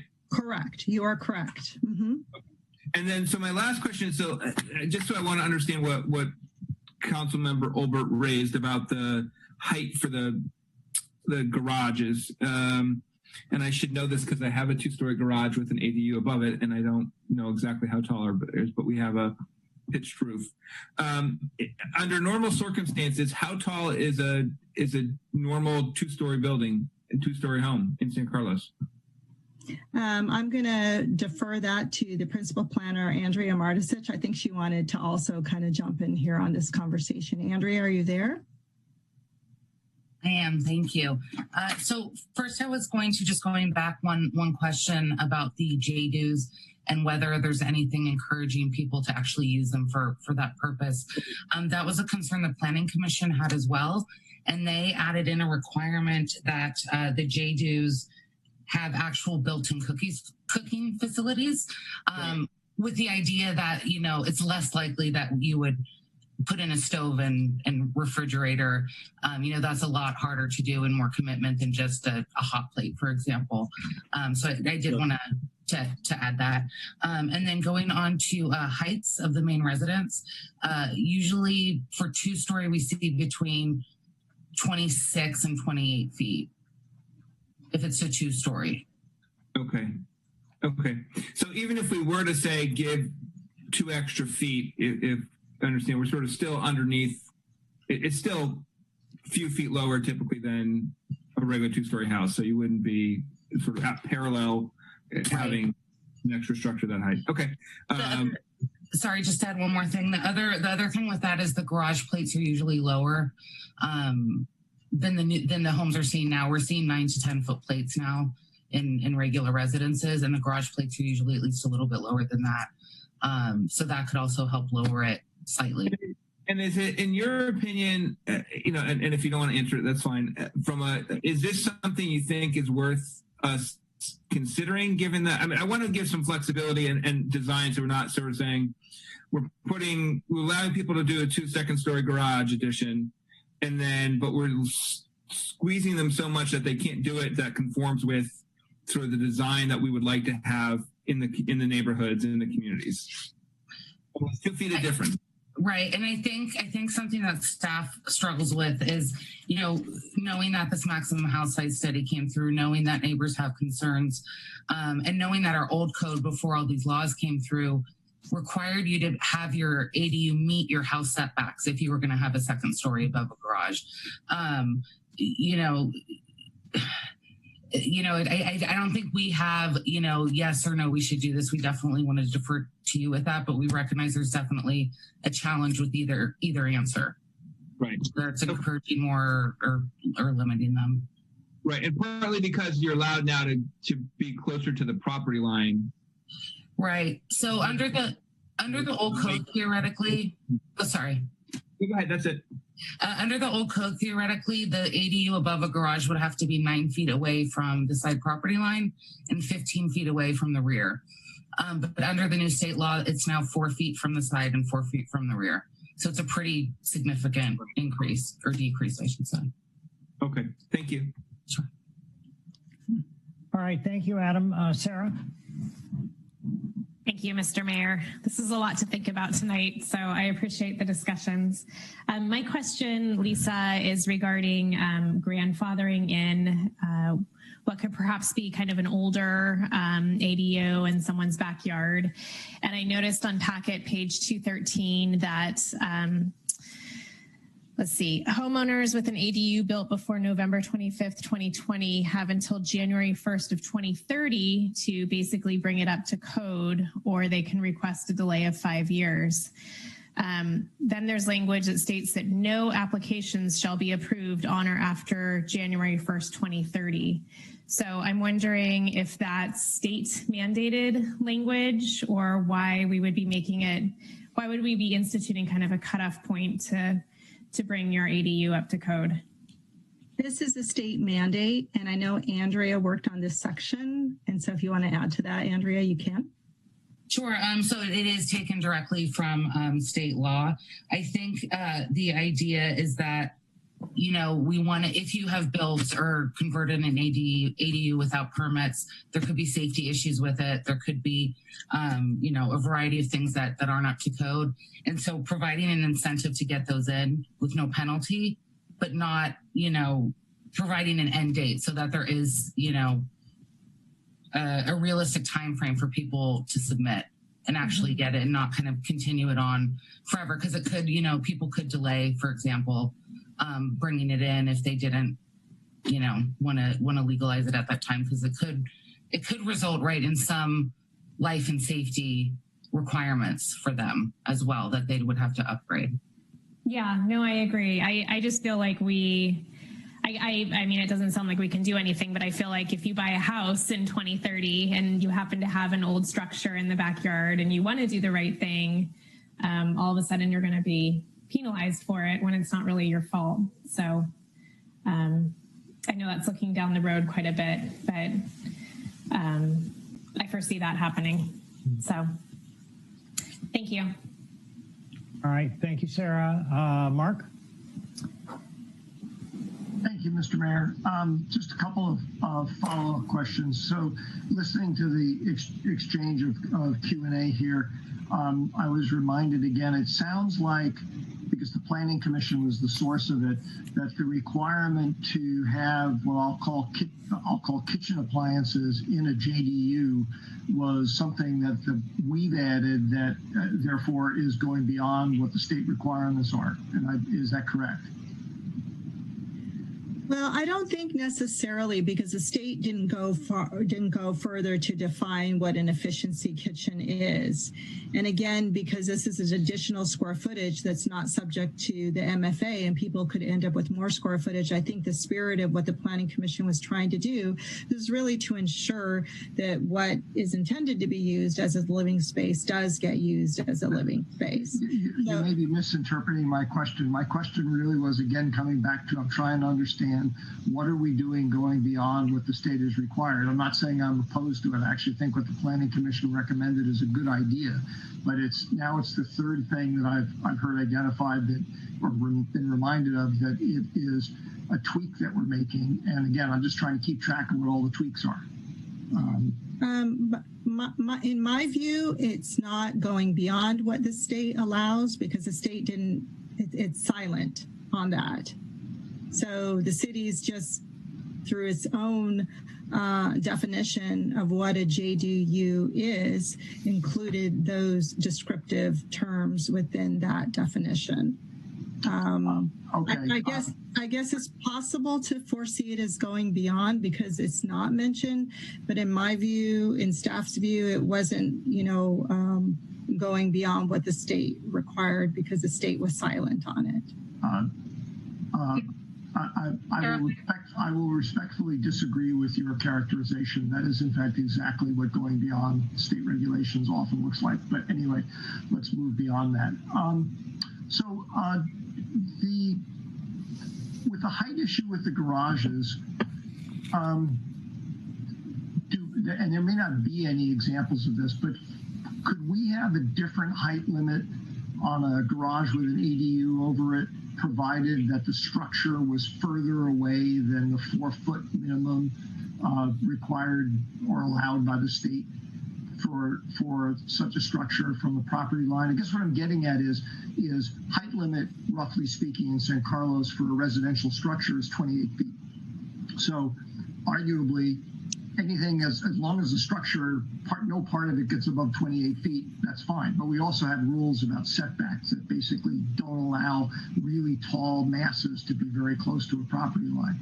So can we finesse the difference and say, look, if your detached garage happens to be 15 feet away from the property line, you could build a taller ADU on top of it? In theory, we could do that. I think again, because the state is really addressing the side yard and rear yard setbacks for the ADU, and doesn't really mandate that we have to allow at least a certain height limit for ADUs above a garage, a detached garage. That's something that the city could choose to do, I suppose, in theory. Andrea, do you have any comment on that? I agree. I would just say that along with that would be definitely calling out the more restrictive height for over the garage, less than X feet from the property line. So making sure that, it's not misinterpreted to allow whatever you decide that setback should be to allow that higher, that taller height, making sure that the distance between that and the property line, there's also another height limit so that people don't try to, work around it and say, well, the state allows 4 feet. And the height here. So I think just clarifying each as a separate case. Which is probably not something I want to try and do tonight in real time. Okay, thank you. Okay, thank you, Mark. Adam? Thank you, Mayor Council. Mark, I was going to raise that same question about could we play with the setbacks to do that. So I agree with you. It might be too complicated to try to do it tonight, but I'd be interested in maybe bringing that one piece back to maybe try and consider if there's some way we can work around it. Because I would like the idea, I like to give them some flexibility to the homeowner to be able to do that if they're willing to move the setbacks and not be right on the property lines. Through the chair, Mayor, staff would like to respond to Councilmember Olbert's question that he asked at the beginning, which had to do with the email received from Matt Grocott concerning balconies. And on packet page 219, within the ordinance, item G, it does indicate that balconies and openings, such as decks or stair landings, are allowed. It's just that whenever they face the side or rear, it's only for the purposes of ingress or egress, not really for extra outdoor, personal space. So you could do a balcony or a deck provided that it's not facing the side or rear property line. Through the chair, just to clarify that a little bit, it's really talking about the side and rear property line that the ADU is closest to. So for example, if an ADU is all the way in one corner, it could theoretically have a balcony facing the other side of the lot. So there's a 50-foot distance between, or less, 40 feet, let's say, between that balcony and the other side property line. So it's not banning it from both sides, just the one closest to the ADU. All right. Thank you for that clarification. Through the chair. Go ahead, Mark. Yeah, I just want to say, and again, this may be another issue that we can't resolve tonight, and I'm not an architect. I'm just reacting to Matt's input because Matt is an architectural designer. He, in his email, is talking about how the limitations may not be necessary to accomplish the goal that our policy wants to have about not, causing privacy problems for adjacent property owners, depending upon exactly where the garage is that the ADU is being built on top of. So that too may be an issue that we need to come back and address later on in some kind of fix-it item. All right. If there are no further questions, I think we should be ready for a motion. I move to introduce ordinance number 1566. An ordinance of the City Council of the City of San Carlos amending the San Carlos Municipal Code Title 18 zoning, consisting of replacement of Section 1823-210, second dwelling units, and amending Sections 1804 residential districts, 1805 mixed-use districts, 1815 general site regulations, 1816 affordable housing programs, 1819 non-conforming uses, structures and lots, 1820 parking and loading, 1824 230 wireless telecommunications facilities, definitions and acronyms, and 1840 use classification.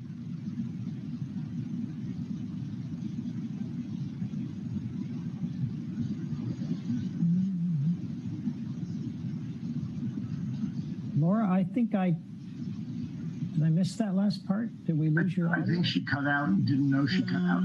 Oh, okay. I think you're back. Greg, do we need her to reread that since her voice? You guys not able to hear what I said? No, it was obvious that she finished that last part of that title. Okay. So I think we're okay to go forward. For consistency with state law. Man, that was fun. I know, it's like, I felt like the ordinance that took 5 minutes to read. We have a second? Second. All right, a motion second. I see no further discussion. Crystal, please call the roll. Through the chair. Sorry, yes. I actually do want to ask a question. Some of the issues Adam and I were raising related to the garage heights, are we going to ask staff to come back and review those, or are we just happy with everything the way it is and we're just going to adopt it the way it was proposed? I'm happy with adopting it the way it was proposed. Is there anyone else agree with Mark that maybe we should ask for some tweaks? So I'd be happy to weigh in on this. I mean, I think from my perspective, and just in terms of, this is pretty far reaching, this ordinance. And I also am concerned around the garage height issue. Again, going back to kind of my previous experience, there's just the majority of lots are smaller lots. And most of these are not going to be able to be done within, 15 feet away from the property line. That being said, I think it might be worthwhile to adopt it as a pilot and then pay really close attention to what's happening at the counter, and then make sure that it's practical, right? That it's that if there's things that are inhibiting people's plans or what they want to accomplish, and it's what they're asking for seems reasonable within the constraints of the particular project, maybe we take a look at the ordinance after we've had kind of a pilot run with this. Just because of the controversy associated with a lot of the remodels in the community, I'm just trying to be sensitive to all of the multitude of changes that are coming in under this particular ordinance. Through the chair. I'd like to withdraw my second for right now so we can have a little more discussion on this, because I would like to get some clarifications from the city attorney or from staff whether we can, if there's enough interest to either bring that back as a separate item, which would make me more comfortable to vote with this, or because I worry about, Laura, with the pilot. I appreciate trying to see how things work. I just worry it's just going to get kicked down the road and we're not going to look at it, because so I'd rather have some commitment from staff that they're going to be some thought, go through it, and we could take it back up in the next month or so. So just to clarify, Adam, so you're not necessarily wanting to be prescriptive about it tonight, but just ask staff to look at the height limit on the garage. Is that what I'm hearing you say? To understand if we can move things around and provide some flexibility, I'd like that, if that's possible, to come back as a separate amendment later on. I just would like a commitment to do that versus. I understand. I'm comfortable with that. I don't feel like I'm the subject matter expert to be able to dictate precisely what those amendments would be. So, but I also share the concern about the height of the garage with those conversions. Through the chair. Oh, go ahead, Mark. Thank you. Something Laura said I thought struck me as, with a slight tweak, a really good idea. I like the idea of all of our ordinances are temporary. Everything we do, we can undo and tweak and do stuff. We just try not to do it too frequently because it gets people upset, understandably. But a lot of what the information we would need to figure out how to tweak it, I think Laura's absolutely right. We're only going to know that by what comes in. Okay, so if we start seeing lots of issues that are causing difficulties with neighbors, that's going to guide us in, maybe we ought to tweak this. So what I was going to suggest is, why don't we adopt this ordinance with a specific provision in it that we will require staff to give us a report on how it's working in practice, say 12 months from now, or some period of time. Some ADUs don't get approved so frequently that we can say 2 months from now or 3 months from now. But I think we need that experiential data in order to guide any tweaks that we might make. And so we just establish a shot clock and say, come back and tell us what you've learned. If everything looks fine, we don't need to do anything. If there are things we've learned, we'll make some changes. Greg, can we put that in as a caveat or a notation at the end? I wouldn't recommend you put that as a provision in the ordinance. I think I'm hearing sort of like an agenda setting item that we've done before, to have it come back after staff has a chance to look at the implications for you. I agree. We could just bring it back, or we can ask for a review after a period of time, right? Yeah, but it's separate. It's separate issue though, not part of the ordinance. The only difference is we would just be setting a time period for when we would like the review to happen, and then not just be a function of one of us remembering to ask for it. So, Jeff, you were going to weigh in. I was kind of on a slightly separate issue, but I'll weigh in on this one first. So yeah, I think if we get clear direction that the council, as part of this is a public hearing with public record. That they want it to come back for additional review on whatever timeline you select, that would be just fine. We would program that into the system and we would do that. Right? Yes. I was going to speak to sort of the other path that Councilmember Rack was bringing up.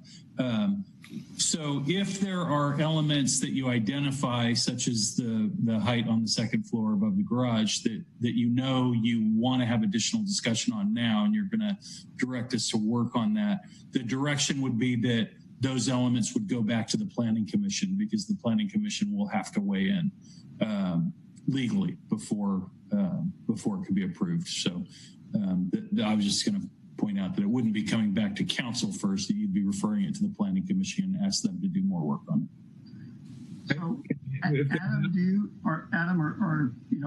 my idea, I was trying to encompass what you were talking about as well, which was to get some experiential data so we could have the discussion.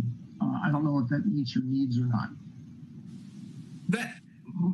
Through the chair, Mark, that meets my needs. I just want to make sure it doesn't get, sort of forgotten about. It sounds like from Jeff's standpoint that we could sort of have that programmed in, and I'm wondering if we can just direct planning to look at it, in 6 months or a year or something like that, if that's kind of accomplishes the task and gets the ball rolling at that point to look at it and look at the data that we have.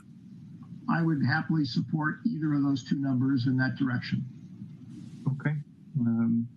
So I would propose if we could have planning look at it within, let's say, I don't know, 6 months, 9 months, a year. Let's say 9 months.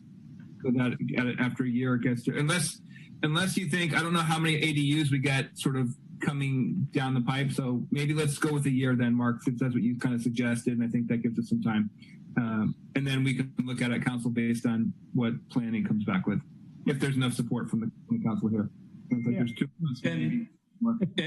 And Greg, couldn't Laura agree to add that to her motion? I mean, it doesn't become part of the ordinance. It's not a change to the ordinance. It's just part of her motion.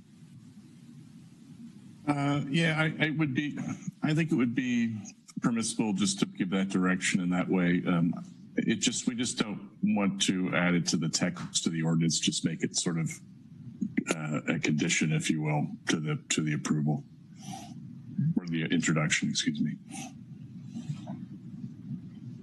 So it's a question of whether that's okay with Laura, and maybe then Adam will restore his second.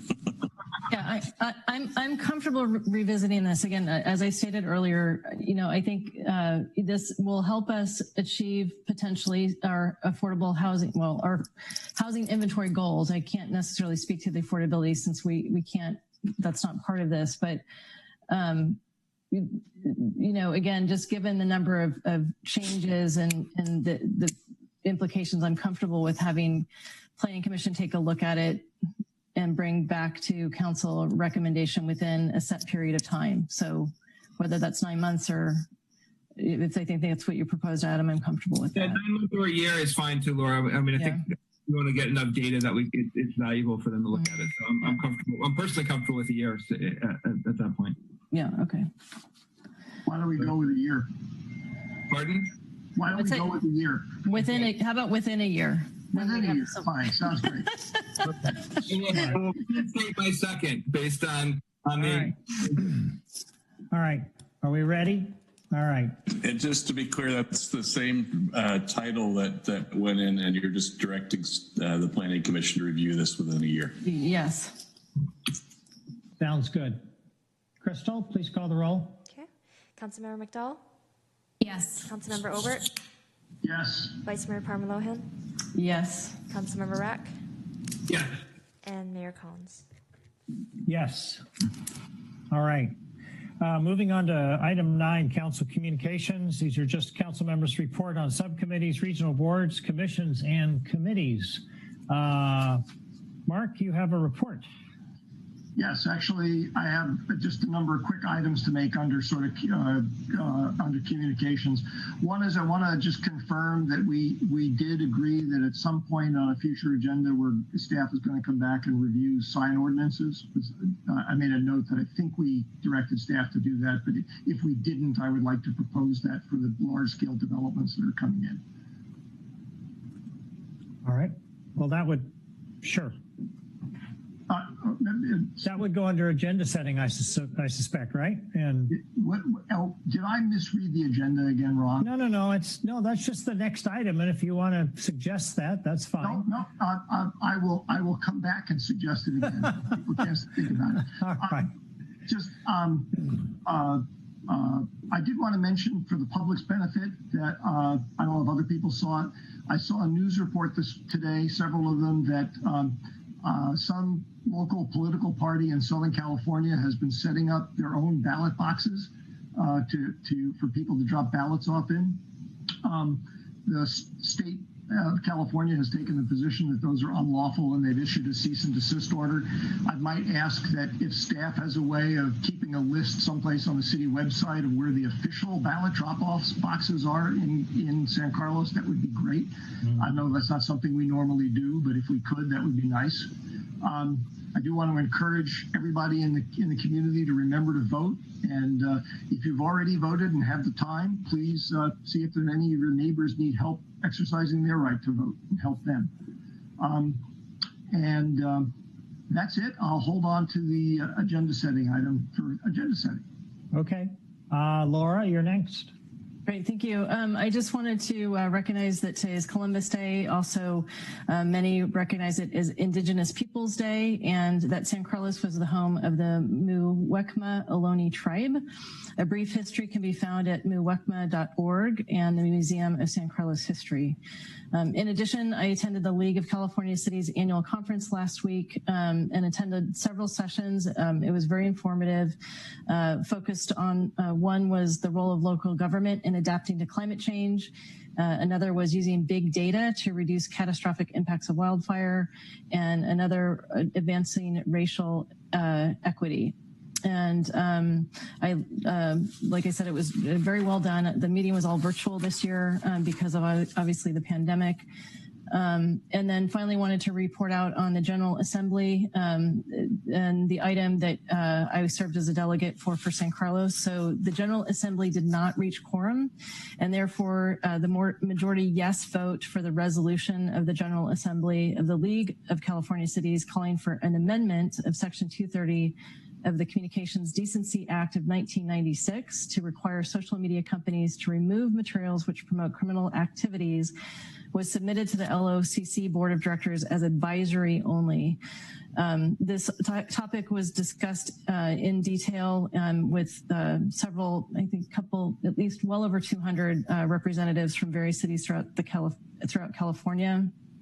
Legal experts shared that weighing in on this resolution was symbolic in nature and not legislative in nature, nor did it intend to impede on freedom of speech. That it acknowledges that social media companies consider upholding the terms and conditions of their members, which prohibit them from using their platforms to engage in criminal activities. So the point was made that these social platforms already have provisions in their terms and conditions which prohibit their users from engaging in criminal activities. It's really it was more or less of a push to encourage them to follow through on their, stated values. So, also just to add on to Councilmember Olbert's voting discussion, I have received several questions from the community about how frequently ballots are picked up from those drop boxes, and I've been unable to find an answer to that. So if there's insight there that the city could share with the community in some of their upcoming posts on Get Out the Vote, that would be helpful. Thank you. All right, thank you, Laura. Is there any staff feedback on or knowledge on how often the ballots are picked up? Yes, through the chair. So the ballot box over by the dog park is picked up twice a week, and on the final week, it'll be picked up 3 times a week. Great. All right. Thank you, Crystal. I just would like to report out that I had an opportunity to go down to the farmers market on Sunday, and I made a point to go over and visit the 2 wineries that asked for the parklets, the Flying Suitcase and the other one that is next door to it. His name I can't remember. Russian Ridge.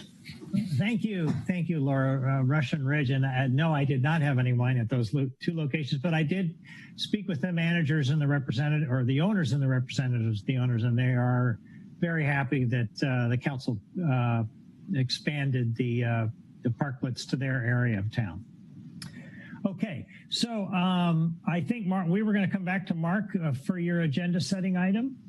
Now that I'm finally doing it at the right place, and I think we actually already asked to put it on a future agenda to review sign ordinances for major commercial development. I think I heard 3 or 4 people say they thought it'd be a good idea. I just want to confirm that, because if we didn't, then I'm going to propose it. Does anybody remember if we actually formally requested it? I think I heard. Love it. This is Tara. I heard just 2 confirm yes. So it would be great to have a 3rd. Yes. I am a yes. And I actually was interested in looking at the sign ordinance, not just for large commercial, but if there's any general cleanup that needs to be done, I'm in favor of that. I would as well. Yes. Well, me too. Yeah. There's our direction. Mm-hmm. Thank you. All right. Any staff comments on city administrative business?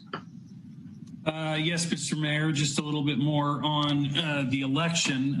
As you're aware, ballots went out in the mail to register voters in our community last week. Voters can drop their ballots off in a mailbox, mail them in, or they can drop them at the outdoor drop box, which is next to the City Hall Dog Park. And there's a big vote flag next to the box, so that's how you'll recognize it. Voters may also vote in person at any vote center in the county. There are 3 vote centers in San Carlos that will be opening Saturday, October 31st. They will be in the library community room on the 2nd floor of the library, Mahaney Hall, and the Masonic Lodge. And San Carlos will also have the drive-up drop-off ballot service in front of City Hall on Election Day. However, we do encourage voters to skip the lines and vote early. For more details on how to cast your vote in the county, visit www.smcare.org/vote/all. So just to reinforce what Councilmember Olbert said earlier, we encourage everybody to vote and to make sure that everybody in your circle has the opportunity to do so as well. Thank you, Jeff. I was just looking at the city website and I don't see anything right on it that indicates where our voting places are. Is it somewhere, or is it something maybe we could add?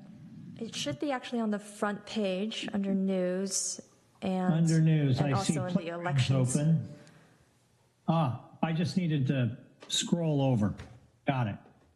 Okay.